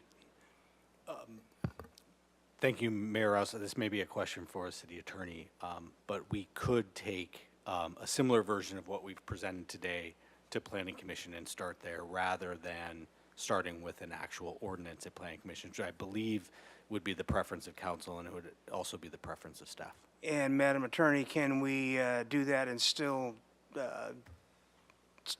what we've scheduled that we're doing today? Can we still do that with what we've announced? Yeah, Mr. Mayor, I think that you provided direction, and I don't think that you need to take action to direct the city attorney to prepare a draft ordinance. You could just direct staff to take the matrix or some version of the matrix, or take your comments and refer it to planning Which we would commission. prefer, because once again, why get it to you, spend $1 zillion, come back to us, and, yeah, we don't like it. So, Exactly. can I get a motion to that? Mayor Rouse, on that, Yes. just for clarification, if that is your preference to take a matrix and bullet points to planning commission, do you want us then to take their output and translate it into ordinance, or would you like us to come back to you first before we write the ordinance? As far as I'm concerned, it can go to ordinance and then go to PC with these bullets we've nailed down. Because once again, as Ms. Harmon said, this is a brainstorming session, so I don't think it's going to evolve into more than that. So, is that clear to everybody? Just a question then to follow up on what the city administrator said. Would you like to go to planning commission and then ordinance committee? And I then would like we to see work planning out the commission see this parameters of an first and get the ordinance? first bite at the apple before it goes to ordinance and gets distilled down further. Mr. Friedman? Just a should it be No. two, it's a question, two, I thought you were gonna make the motion. Didn't see your light. They come with this and they give suggestions and then it would draft an ordinance and go back to planning commission to look at an ordinance and then go to the ordinance committee? Or would it be kind of what we did here at tonight, go to planning commission and then go to the ordinance committee? Because I think the planning commission should look at a draft ordinance before it comes to our ordinance committee. So maybe a Mayor- two-step process, 2 meetings of the planning commission. Mayor Rouse, Councilmember Friedman, yes, before it can go to ordinance committee, the planning commission actually has to see the ordinance. So it would generally be going twice to planning commission. Thank you. Okay. Ms. Sneddon? Thank you, Mayor Rouse. I'm prepared to move that the framework be forwarded to Planning Commission with the exclusion of expansion of the zones, because I think there was unanimous feeling about not expanding it. And so why spend their time on that? Sorry, let me start over with the motion. I move that we move this framework forward to Planning Commission with the exception of the proposal of expansion, and that from Planning Commission, they draft an ordinance that would go back to them and then to council. Okay, just as, Ms. Harmon's next, but just as clarification, I thought we were just giving them we're giving staff direction to take something to PC without getting too far in the details, and that was my only caution. Ms. Harmon? Thank you, Mr. Mayor. I had wanted more information about the zone choices. But understanding that the rest of you are all on the same page, I will be voting no, but only because I'm just not totally certain on that point. But I think still excited to hear what Planning Commission has to say. Which is precisely why we were trying to leave this kind of open with input to staff for them to take to it. So, back to Ms. Sneddon and Mr. Friedman. Could I ask if I just had the motion to move this framework forward to Planning Commission, and then with the added information on answers to questions that we posed, and leave it at that? Second. And second. Okay, Mr. Friedman did the motion. Oh, yeah, that's what I was going to suggest, is move it forward with the addition of our comments, and then I think Planning Commission would see where we were. So as long as they get our comments plus what you proposed tonight, I'm supportive of the motion. Does that give you the direction you're looking for, staff? Okay, Ms. Sneddon, you got a, no, okay. We have a first and a second. May we have a roll call vote? Yes, and Mr. Mayor and Councilmember Sneddon, let me, if I may just repeat back the motion, and I think I have a question for it. Hold on one second while I type here.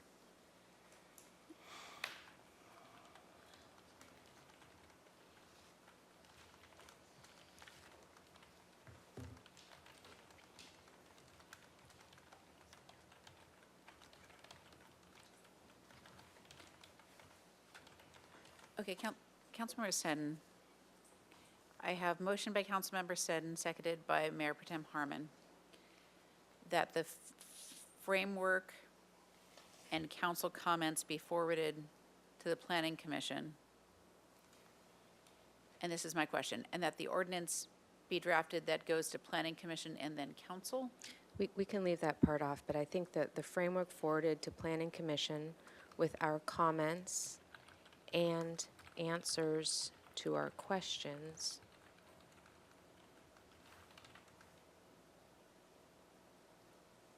So- And okay. then take the recommendation from Planning Commission from there. Okay. I'm not sure if I'm not clear about that, but I don't want to then label the whole process to go what happens after that, but. Thumbs up from those guys? Yeah. Very good. Okay, so motion by Councilmember Sneddon, seconded by Mayor Pro Tem Harmon, to forward the framework to Planning Commission with council comments and answers to the questions, and then go forward with the process from there. May we have a roll call vote? Yes.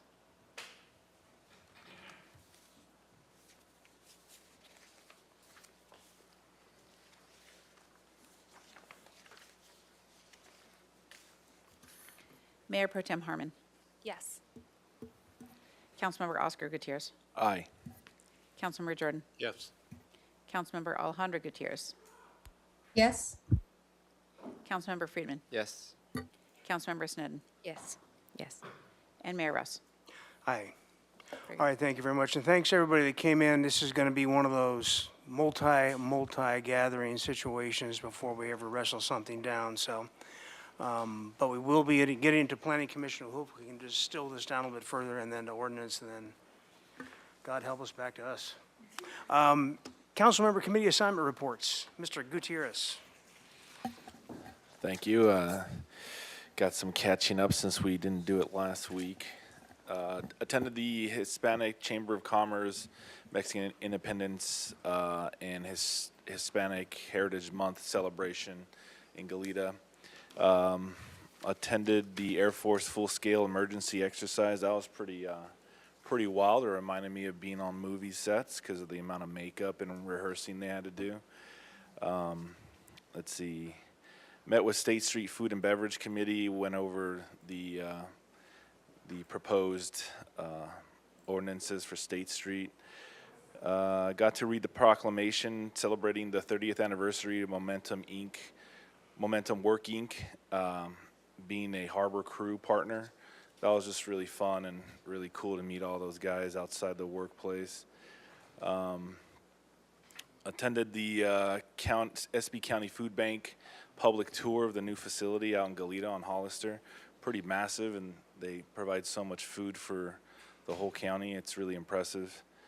Let's see. Let's skip some stuff here. Attended the swearing in of our new police chief, Gordon. That was really cool to meet her and her family.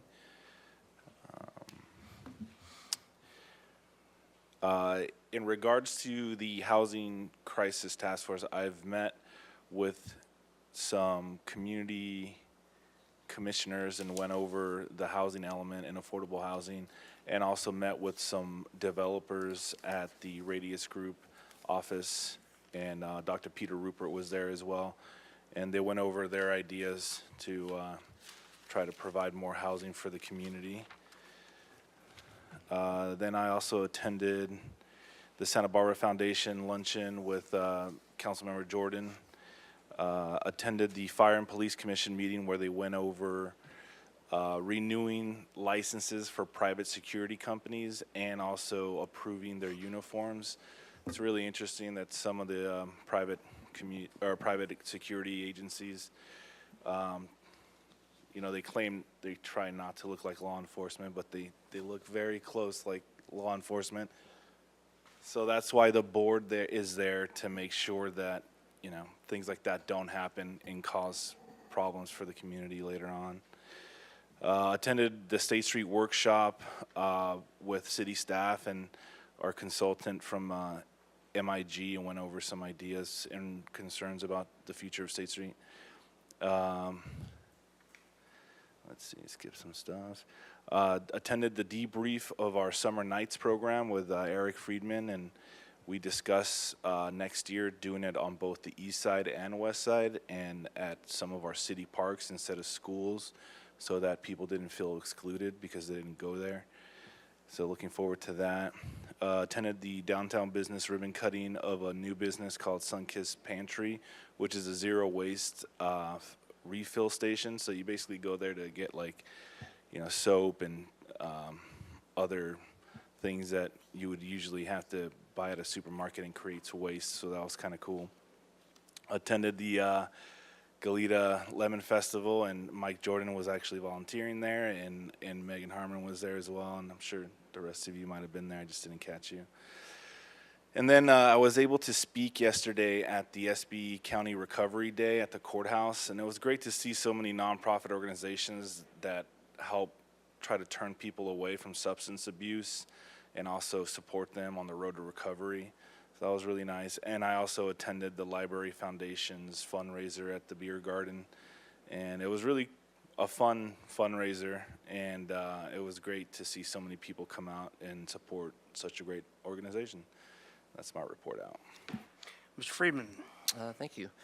Attended Beacon, and it was a shorter meeting. We cleared the agenda, and it was more in honor and remembrance of Supervisor Ramirez, Carmen Ramirez of Ventura County, who was tragically lost her life in a car accident about a month ago. And she was a longtime member of Beacon, over 10 years as an Oxnard City Council member, plus her time on the Board of Supervisors, and supported a resolution in support of the Ventura County Community Foundation. I think I have that right. Is working with their family to establish a scholarship fund going forward. So Beacon was supportive of that effort to go forward, and so it was more of a meeting just to honor her. Also attended the Sustainability Committee, Planned Parenthood, Politics, Sex, and Cocktails. Congratulations, their annual event. Congratulations to Senator Lamone for the Giraffe Sticking Your Neck Out Award. Central Coast Water Authority, not looking good, water supply, and we're at 5% allocation. It's projected to be a dry year, so there's a lot of components there that we're looking at in terms of the overall sustainability of the system. And then sea level, the League of Cities Coastal Commission Sea Level Rise Working Group had our monthly meeting, and the Summer Nights debrief, that parks program that was mentioned by Councilmember Gutierrez. And then also the big one was Santa Barbara Beautiful, had their annual awards, and I want to give congratulations to Sue Adams, who won the Jack Aranda Award for Outstanding Community Service, John Woodward, who won the Griswold Award for Philanthropy, and our own city won 2 awards. It was pretty exciting. I was attended with many city staff, including our city administrator, Ms. Bjork. The city won for the Cabrillo Ballpark with the Public Open Space Award, and the Cabrillo Pavilion for the President's Award. So we had a great representation from our city staff there. Many were there. It was a great event. And last but not least, I want to wish my wife, Julie, a happy 19th wedding anniversary, and I promise I will not be at City Hall 1 year from today. That's what I told my wife. So I attended the Land Trust Executive Luncheon. That was very well attended. And then I went to Heroes of Hospice the next day at the Fest Parker. So 2 very big events, great people. And then Mr. Gutierrez and I went to the materials yard and talked to our folks down there. And the next day I ended up getting engaged in the labor line cleanup, which was a pretty cool thing because, remember Rick was talking about that? Well, It turns out that Environmental Services had that targeted and ready to roll, so we got it buffed out the next day. Great way to start the day. Anyway, and that's it. We are adjourned.